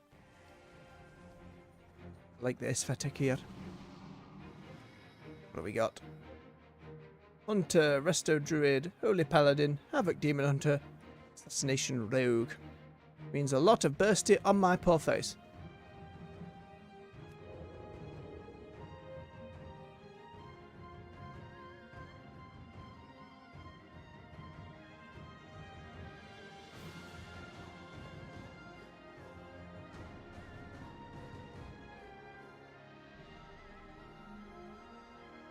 Using the Orc Heritage set, looks good. And the Druid got fluttery wings. Are they a part of that set? I've asked that before. I assume it's a separate back piece. Still, it goes with the rest of the bug and chittiness thing going on here. Alright, let's give him a go.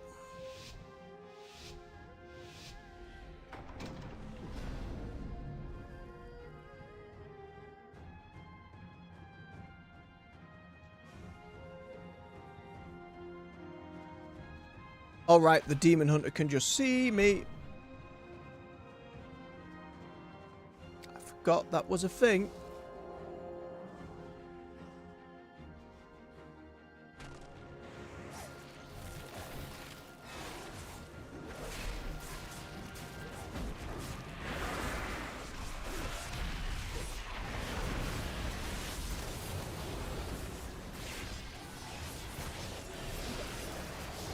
Get some of my build.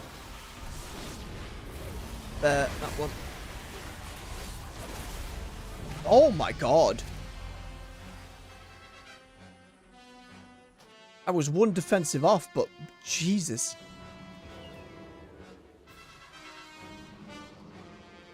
Absolutely murdered. Right, well, with the Demon Hunter about then, I can't just walk about stealthily. I have to hide. Be behind a pillar. Very upsetting.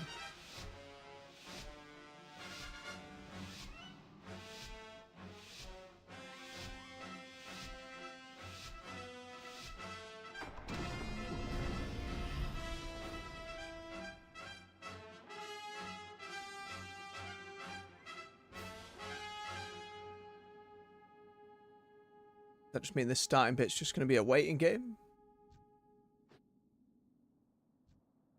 How did the Druid get away without being spotted? That's exactly what I did last time, and I got seen.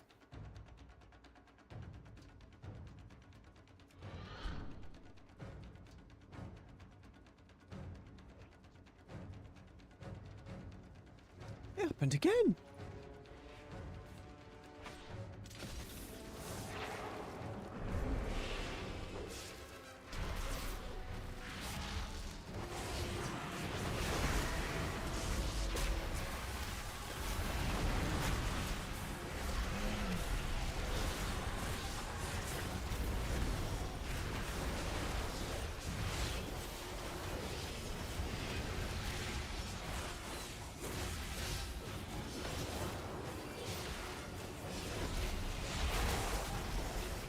Oh, that hunter damage too.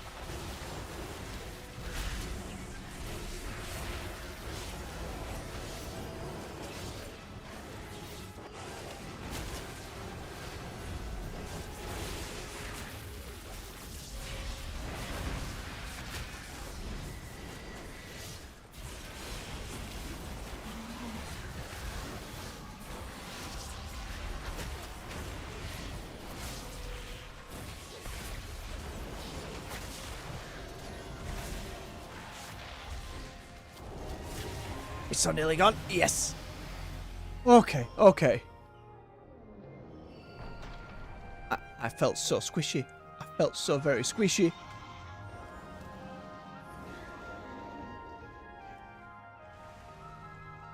Alright, Demon Hunter's on this team, so that's fine. Don't have to worry about getting seen.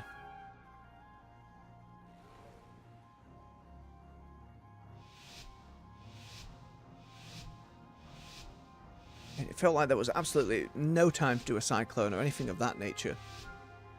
It was just live, live, live, live.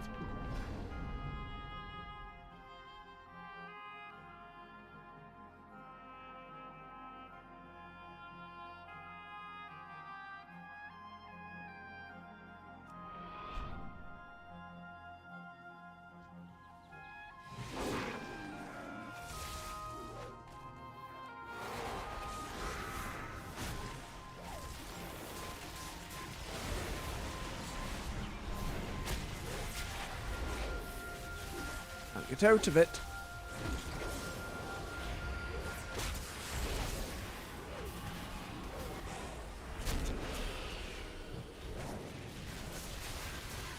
Need to bet.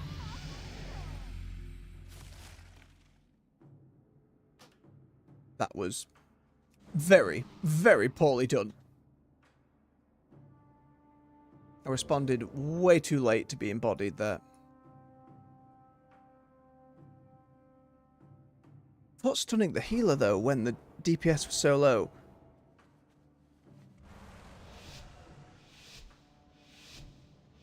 It wasn't even the hunter I was hitting, it was the rogue, and they just healed loads. No Crimson Vials will heal over time. Rogues have another more instantaneous heal these days? They probably have something. It's fine, everyone has something these days. Nope.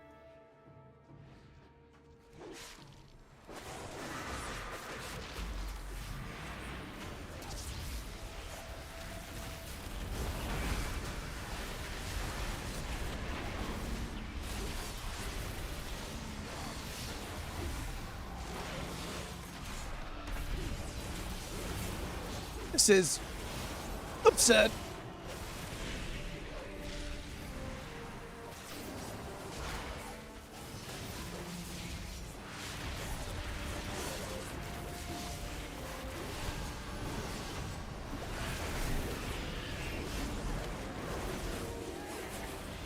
My stun dude just get ignored there and he's dodging it all and I don't know why.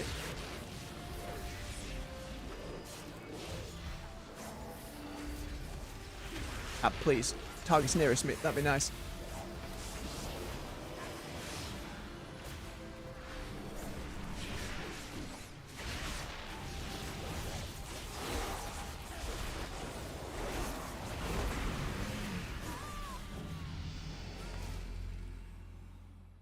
Murdered.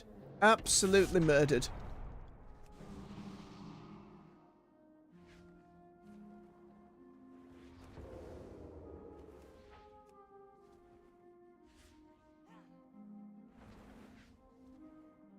We certainly had games like this on the Mage and the Evoker, though, where some games have felt like, oh, I'm surviving pretty well, and I'm doing okay, and I'm able to keep myself going for a bit. And then ones where it's just, I've been bothered.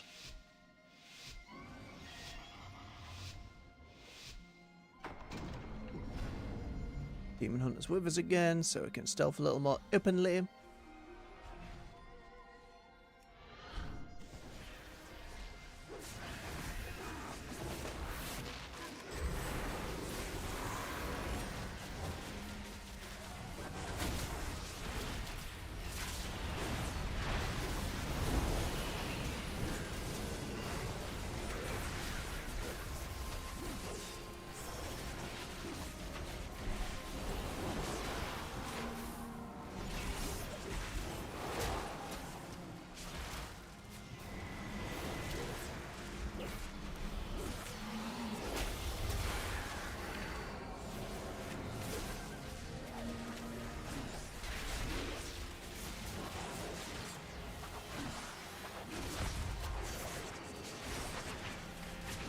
Oh, I can fight, I can do damage.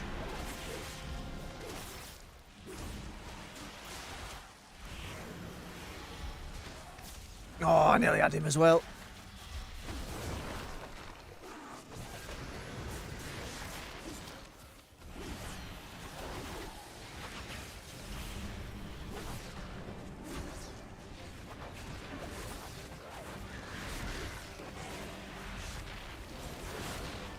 dodge, dodge, dodge.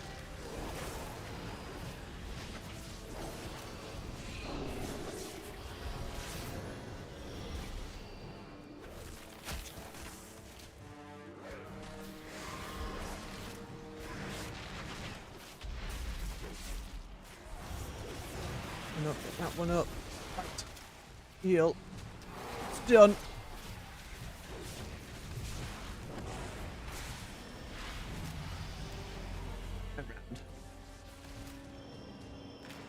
Just the demon hunter killing the hunter. It's not even on the hunter. Wild. I mean, it does split the healer's focus when they have to go for 2 targets, but even so.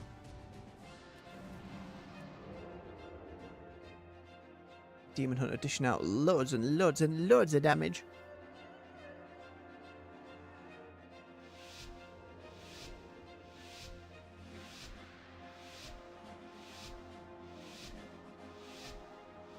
Right, let's go again.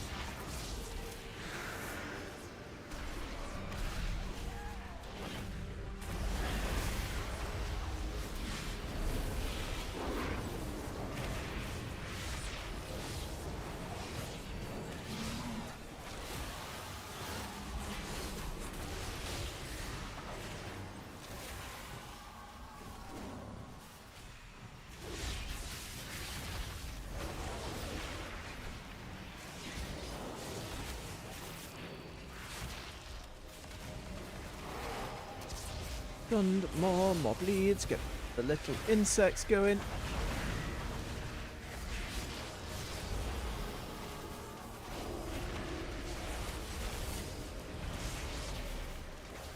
Oh, rogue.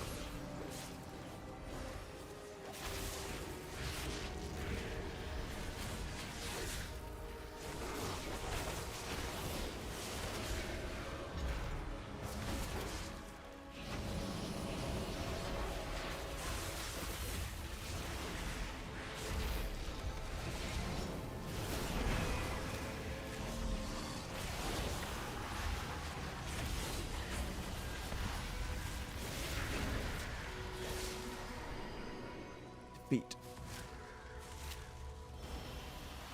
Oh, my damage was way lower on that one. Healing Dome was oddly higher, but the damage was much lower.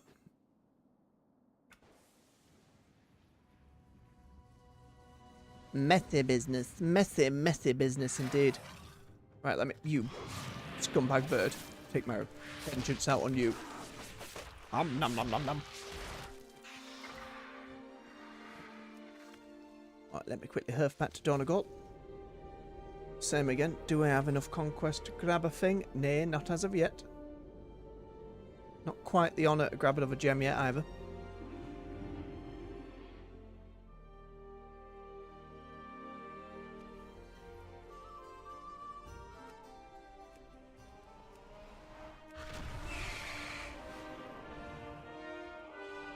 Right, I'm quickly gonna BRB again. And be back and we'll do a couple more. Let me just typically type that into the chat. Since when did I hit caps locks? Oh no.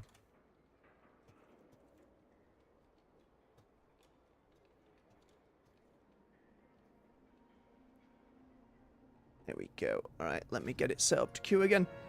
Right, folks, stretch your legs, refill your beverage. I'll be back with you in a few minutes. See you soon.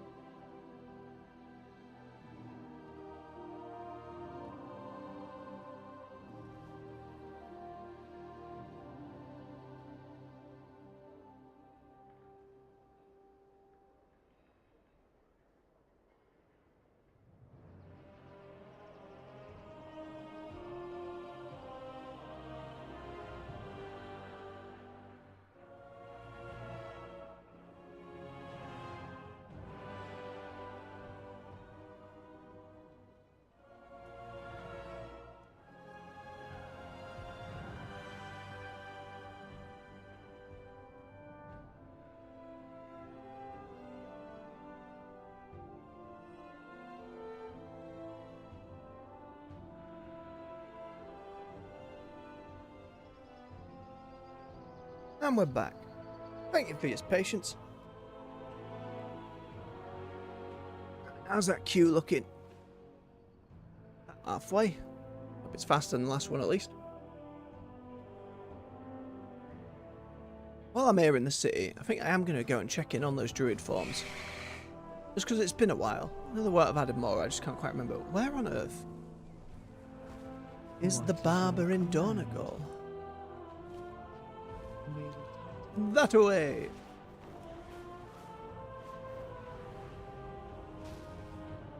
Nope, not this way. Other side, other side. Once again, as they add more and more stuff over time, always worth checking out. There we are. Okay, so there were some different colour options for it. I like the base one. What about the bird? Oh, there are not options for the bird to change its colours and whatnot, just a full form, as it were. That's a shame.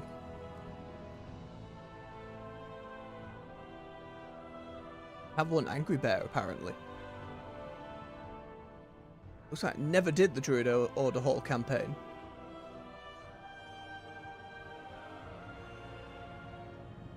Again, one day I'd like to go back and do so. It was fun going through on the Priest, not Irvin, and going in and seeing the Priest one, which I'd only done a little bit of. I do want to get back to more of that. Also hesitant to do so, though, because in all likelihood we're getting a Legion remix sometime this year. Unless they pull the rug out of everyone and it ends up being Burning Crusade, but I can't see that happening. Legion is like the surefire bet. I just hope they do away with the timed follower table stuff, because that's probably the biggest thing about going back and doing Legion, is then having to wait between the main story quests when you want to get on and just enjoy those storylines as you're questing, and just to be told like, oh, you have to wait X number of hours before you can do any more. There's a cache of resources nearby. Oh, there he goes again. Before you have to fight over it. Well, we've got won today and lost today, so, you know, the odds are alright. There's always a lot of horde on this set of server shards, but you never know. We could get lucky. Oh, it's going straight down.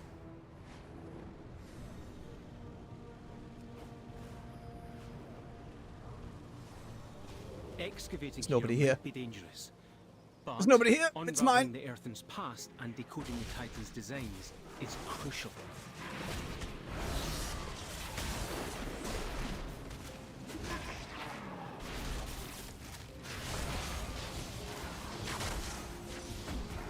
No, I'm sorry, level 45. I can't let you do this.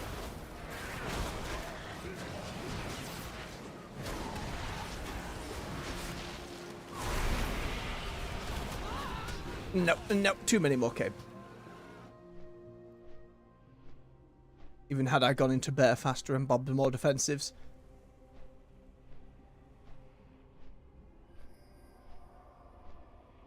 Well, it's still a box. Oh, and there it goes. And 3 more horde. Oh, sadness. I'll take the fact we got 1 today. Even if it was a little jammy. Oh, it's the same Draenei as well. Bless you for trying. I appreciate the assist. Let's go give him a buff.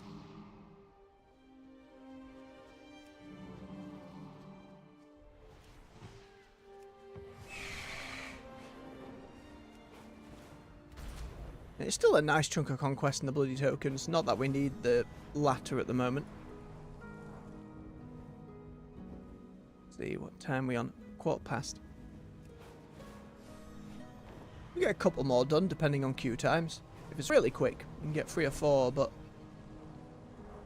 sometimes as you get into like the EU lunch period and across this next hour it can speed up a little bit, but such is what we're working with. You gonna let me mine, or I should get rid of you either way?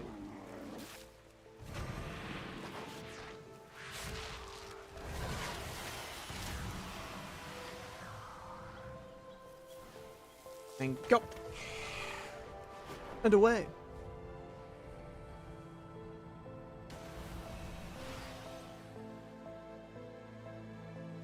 I'd be curious for anyone out there who's always been hesitant to try WoW's PvP. Like, what could they do to... Because I'm already somewhat invested. Even looking aside from the transmogs, I've always just liked WoW's PvP, even if I'm not the best at it. But what could they do, especially for newer players?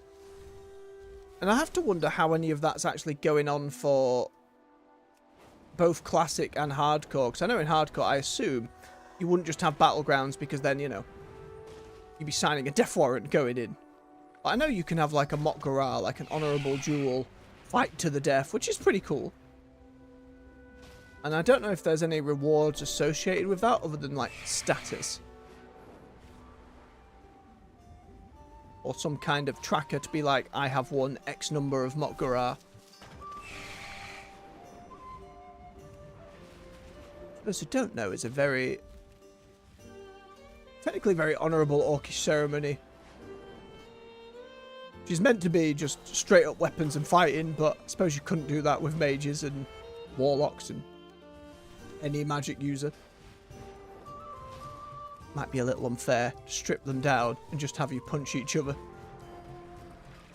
You're pretty funny though. Again, I don't know how you... other than going through and getting old rewards, like getting a load of marks of honour and having access to loads of old sets to go and get to muck about with for transmog is a good thing. Albeit, I still stand by the fact they should just put all of those on a vendor in a single city. Just for ease of doing, and especially with what's gone on with Shadowlands at the moment, where you can't go back to it still, and it's still bugged out. I think that, especially for a new player, you're not going to know that. I suppose you could argue going and finding that is part of the journey of discovery and learning about the game. I think for the most part, they're just not going to be aware of such things.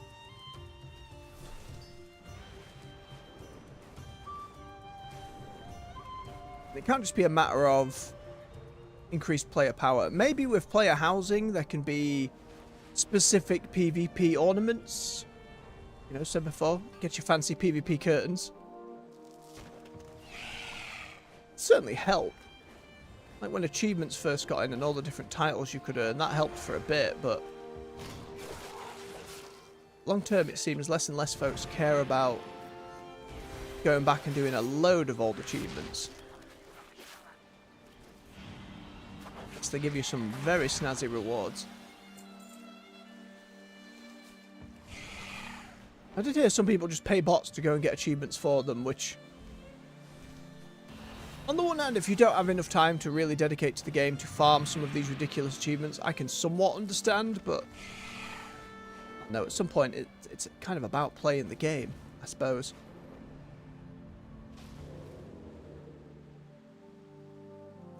Might all. Gently pour that rock. Crab. Let's fight this crab, why not? We can take down random elites. Rares, not even elites.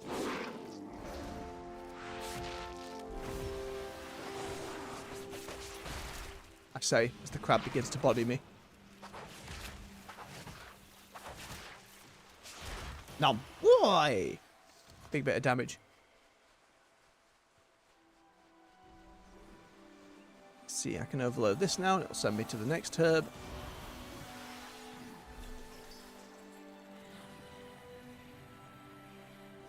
Whee!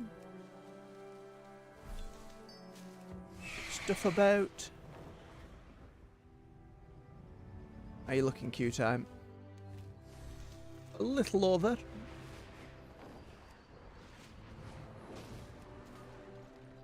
So enough. Again, that last one... absolutely getting bodied damage-wise, but considering the number we've done today, to have one where it felt like that, it's alright adding it all up. If it was every game bar one, I'd be thinking, right, I really have a problem in how I'm doing Druid, but most of them have been okay. Even if we haven't won most of them, all of them. It's all part of the learning process. And again, as we did on the Evoker and the Mage, over time it got easier. It's just for the Druid now we're on a much thinner time frame before the next season starts.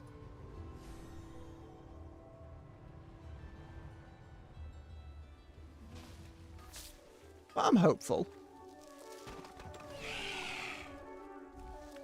So again, I would like to get it. It's a lovely recolor. Shiny silver. It's just one of those I can see myself using on the Druid for a good while.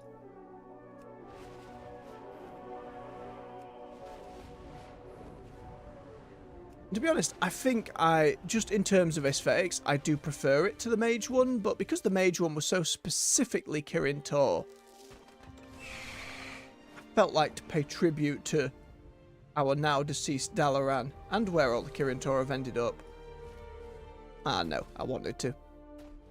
Silly as that may sound.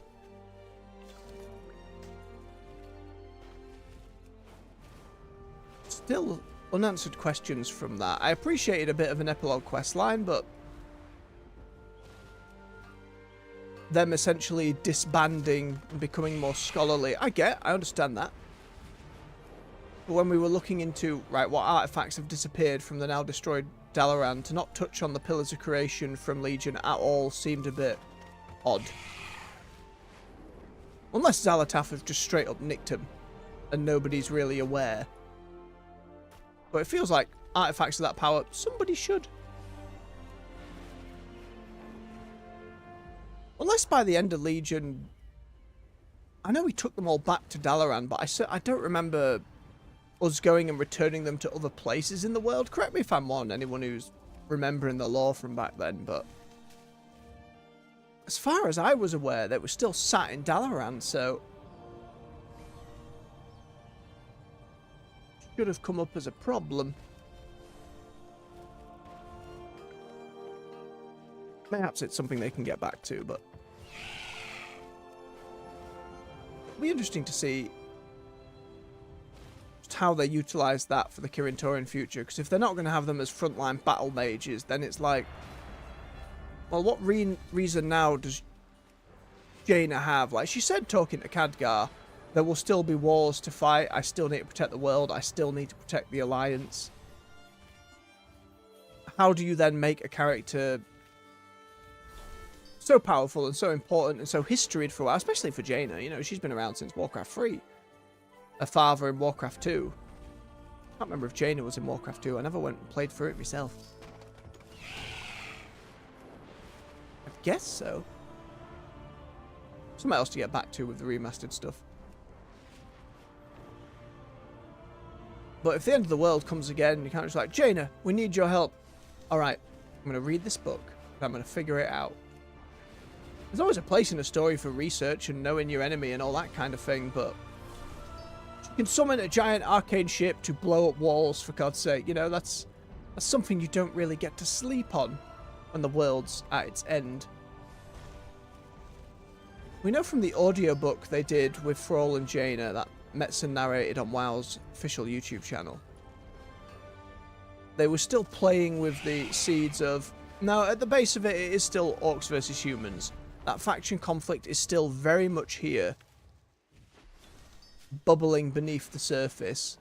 I think what that audiobook was saying, at least my read from it, wasn't that, oh, we can work together and we can figure it out. It is, no, these old hatreds don't just disappear. They are going to be here. War could ignite again at any moment. Yeah, you're off saving the world, but back home, these villagers are worried about the other on the other side of the valley.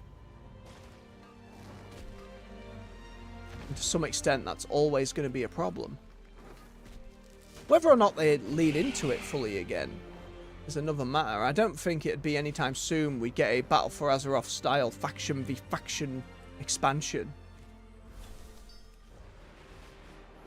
Even if it might seem like after Last Titan, that would be a way to go. Not as like a... not a reset to WoW, but certainly like a new cycle begins. You know what I mean? Like, we'll have dealt with all these different cosmic forces. In theory. It's what threats will even remain at that point. Because a lot of the stories over the years have been, well, the Alliance and Horde, we're fighting a little bit, but oh my goodness, the end of the world's coming again. Let's put aside our differences and sort this out. Even if they end up fighting. Like, even if you remember going through, like, Wrath of Lich King into the raid of Icecrown, there's that whole fight which is just Horde and Alliance airships shooting at each other and you jumping across and fighting the other side. Even if it ends in a very somber note with Saurfang and his son, very unrespected at the time.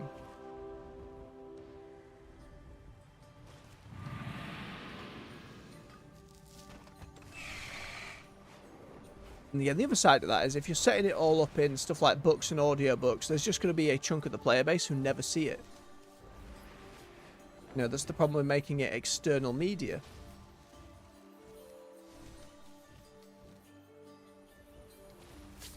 I'm very curious where it'll all end up going. Maybe there are gigantic revelations in Last Titan that we can't even conceive of at the moment, but I know there's plenty of theories bouncing around. I'm certainly convinced of the fact that the Last Titan will be Sargeras. Him and Illidan will come down. I can't imagine they'll be buddy-buddy by any means. But you don't have Illidan survive through Legion and then do nothing with him. And you don't just have Sargeras sit out if everything goes down with the Titans. It'll beg the question for all the conspiracies we unearth and uncover, like some of the ones with the Pinnacle discs that we were doing week to week. How much of that did the other Titans know? Were they all in on it? Was it just Ammon Full?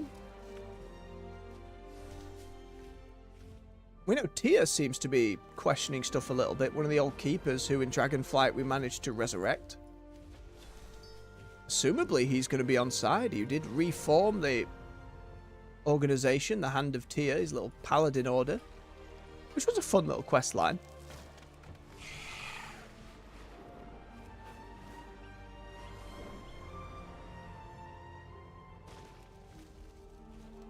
There's also been so many keepers in WoW over the years. Like with any number of just NPCs for each expansion, who are you bringing back? I can't remember too many names of keepers off the top of my head. We saved most of the ones in Ulduar way back when. I suppose when we go back there in Last Titan, that'll be a big old list.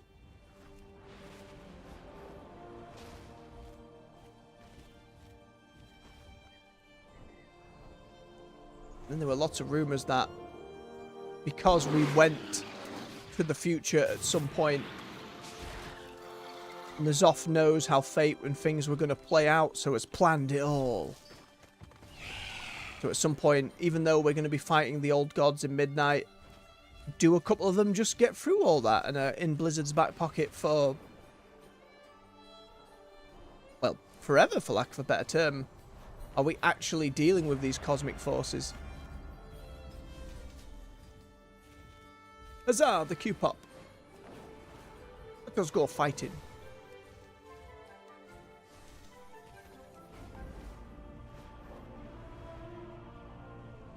Please. Please accept.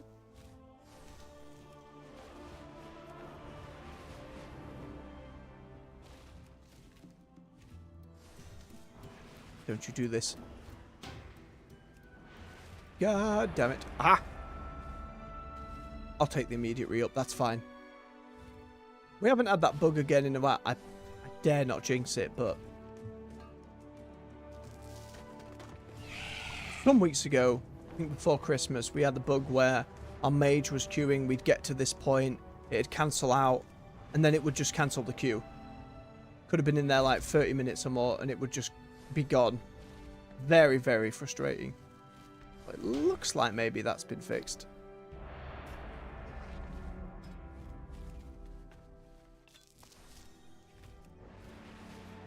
Well, back to the Shadowpan Arena.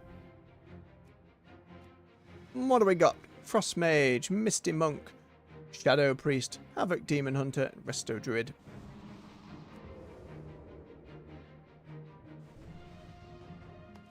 I think Mage already got the elite set. Looks pretty good on a Night Elf.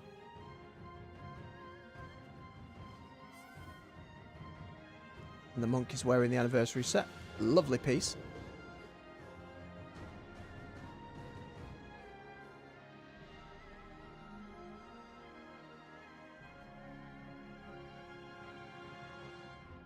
Oh, I know this Shadow Priest is going to absolutely body me. They do so much damage.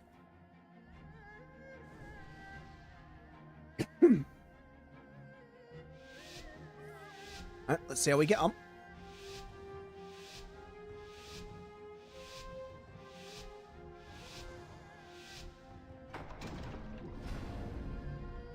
The Demon Hunter, so I will be spotted.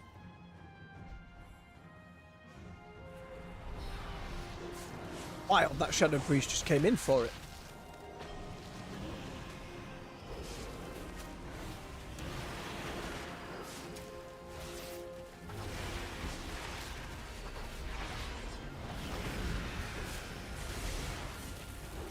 Swap to the Demon Hunter, get some more dots going.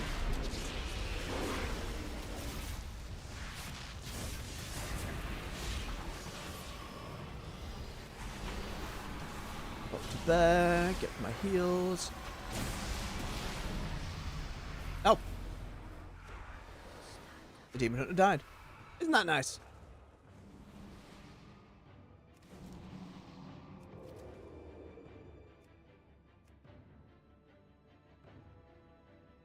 I'm still just stunned the Shadow Priest just ran straight in. But if that's how they're going to play it, we're just going to have to sprint and keep pace with them. The Demon Hunter went down that quickly, though. We definitely should be focusing on them.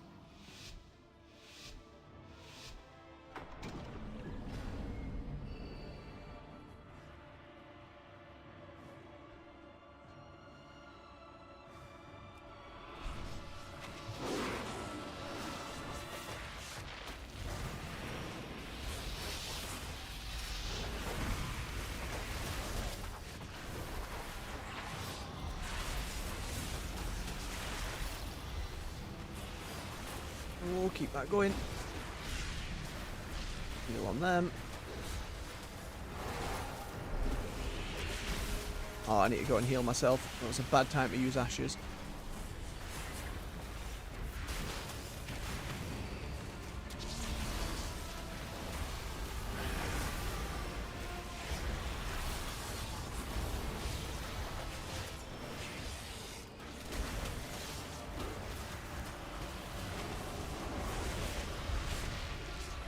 Nom nom nom. Oh, he's immune.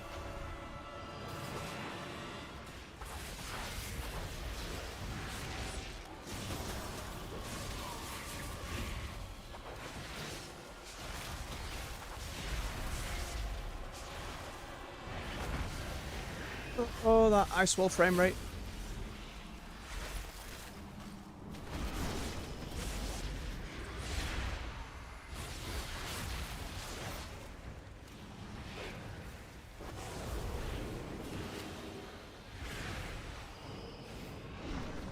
Oh, mage went.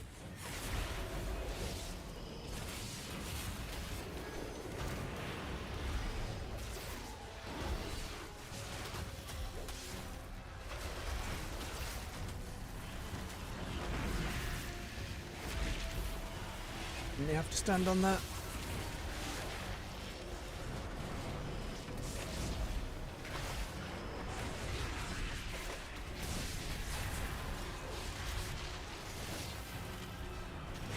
Need to bear for the regen.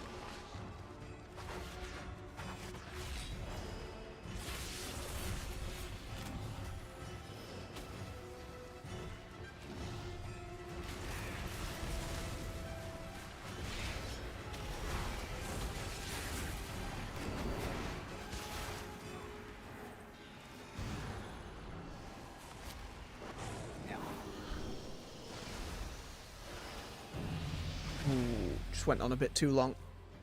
I didn't even get on the mage to do enough of my dots.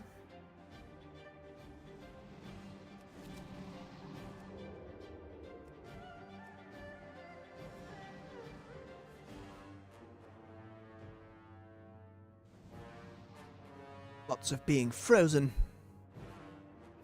Again, there are a few times there where the target I'm hitting has suddenly been CC'd and I haven't noticed because, I don't know, I'm blind. Still not found a reasonable time to use Haymaker either.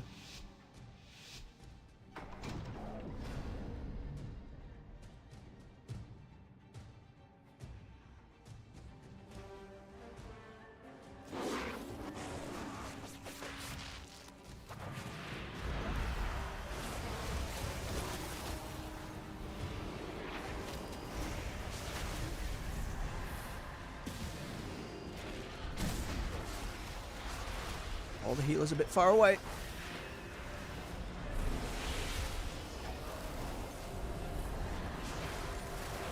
Oh, damn. Got him up.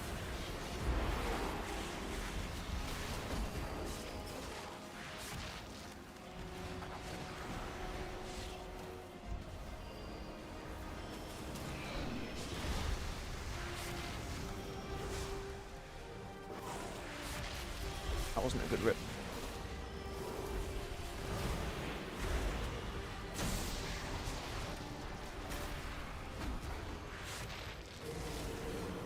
Okay, mage is fingered.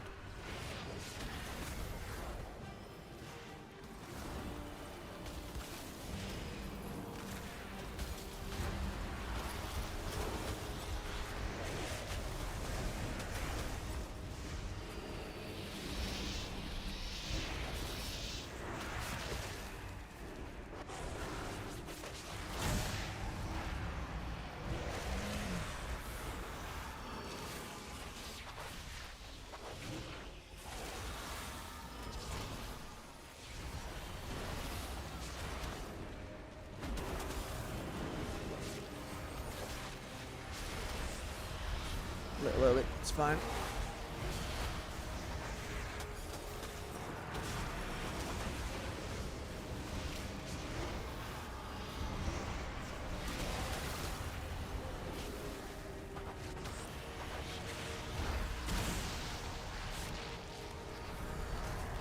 Wee.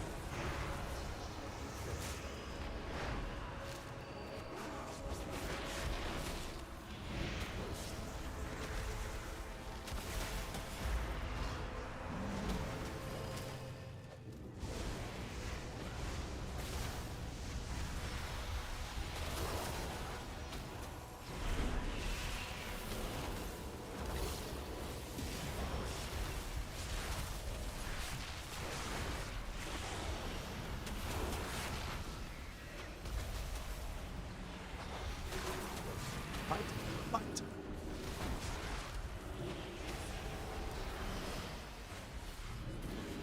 Oh my god.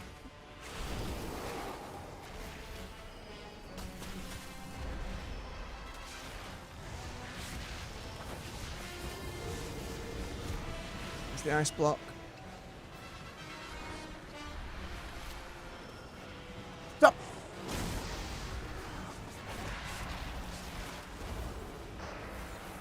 Oh, I have my other defensive again. Ooh. Messy. Messy, but done.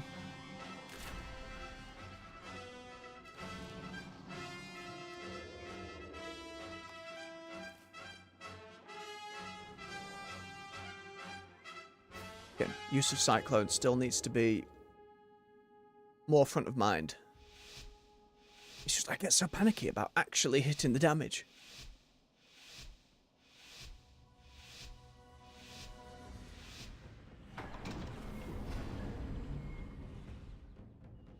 Careful of the demon hunter.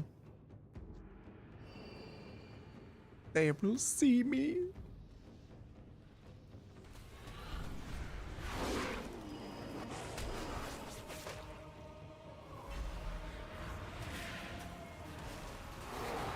Oh, they're dodging.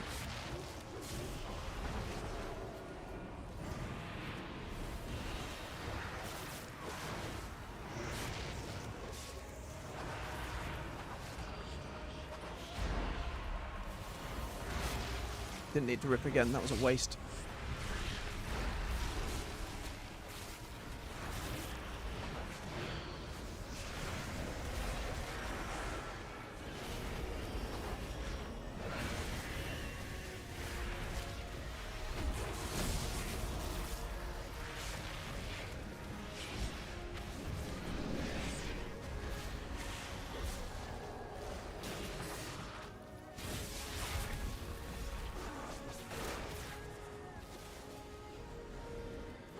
Why are they...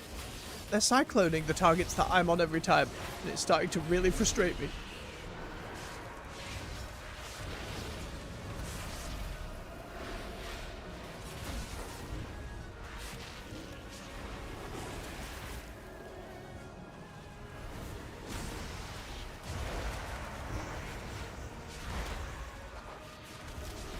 Oh, they got cocooned.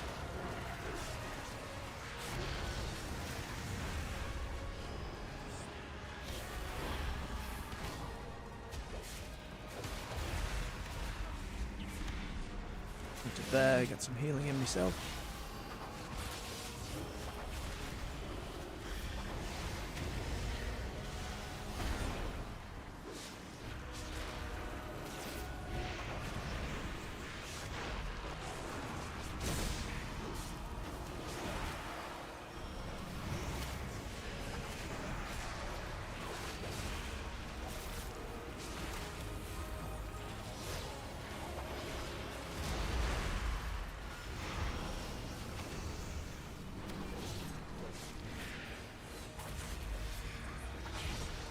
And he's just dodging, dodging, dodging.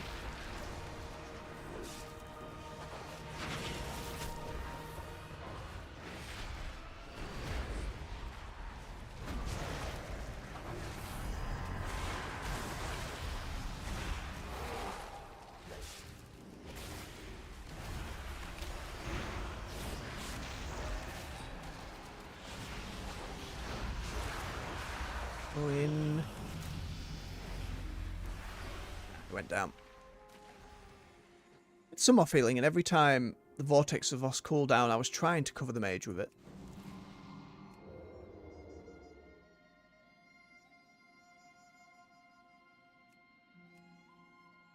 Absolutely seems a lot more prone to going down than the Shadow Priest.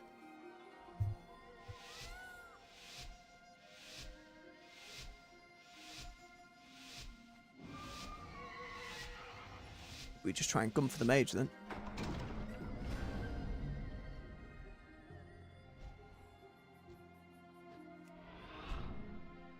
Ah, invisible mage.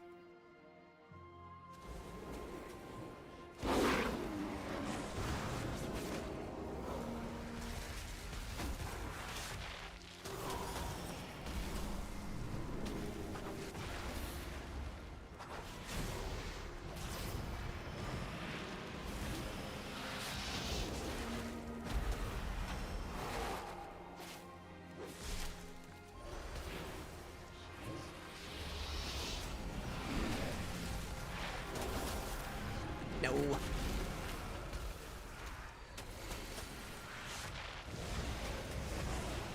Swap target, get some bleeds going.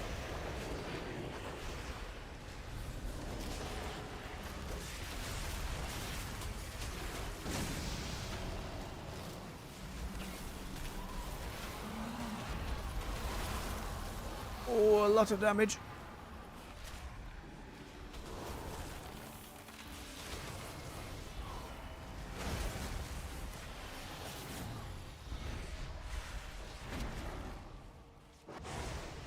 Time. Oh, I picked a poor time to go stealth again.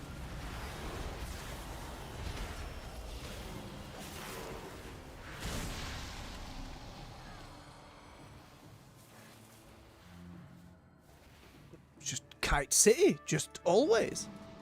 I suppose that's the difference now, playing a melee class rather than mid-range and fully ranged with a mage and evoker. Now, I am the one being kited.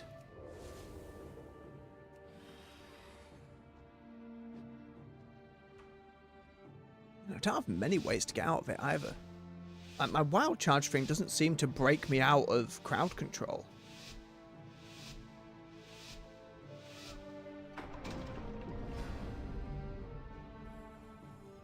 It's going to be easier for me to hit the Demon Hunter and then not have to worry about the other one.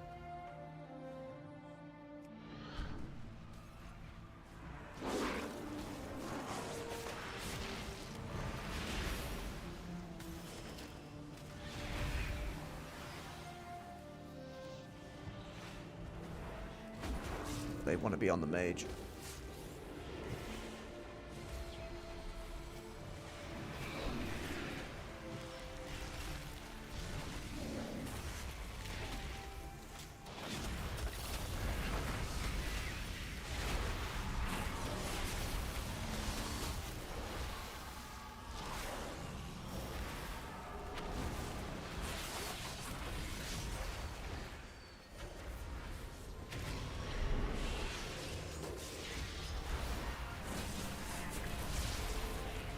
more big damage.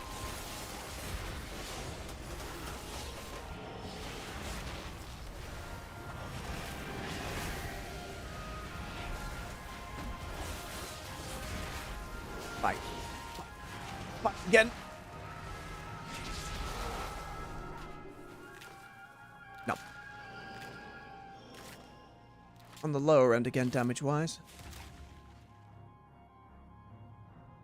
Done was pretty solid though. Man, everyone's still playing at the moment. It's certainly up in that rating bracket for pushing in. But we'll get there. We'll keep going. Right.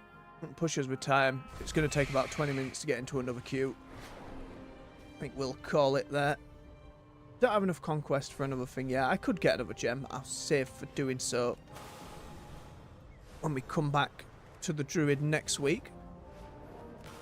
Because from tomorrow, unless I'm very much mistaken, Blunderstorm returns. That's WoW's Battle Royale mode, for those who didn't see it the first time. Complete, no classes, different abilities as you kind of go along. You make a character, you go in. Again, I don't know quite what they're changing in terms of how you queue up for it this time. I'm sure there'll be some videos by the end of today from folks who have been testing it. My directive Or those is in to the Americas serve who've been able to play it today. But I look forward to getting back into it. I had a lot of fun last time. I got a couple of firsts. Not loads. But enough to get the eye patch and feel really cool and then be like, aha, I'm going to be a menace this next game, and then dying immediately. But there's a lot of fun to be had. Yeah, we'll see how much actually goes in the way of changes, but I'm sure it'll be fun. In any case, thank you very much for watching. If you enjoyed yourselves, hit that like button for me. Helps push the videos through the algorithm so more folks can come hang out with us in our WoW mornings and enjoy other games with us later. Speaking of, subscribe for more content here on the channel on the weekdays at 9 AM we're in World of Warcraft, 6 PM on the evenings with other games. Currently going through Remnant 2 and its DLC. Very much enjoying it. And you can find playlists to all the games we've already covered right here on the channel to binge to your heart's content. Until next time folks, much love, take care.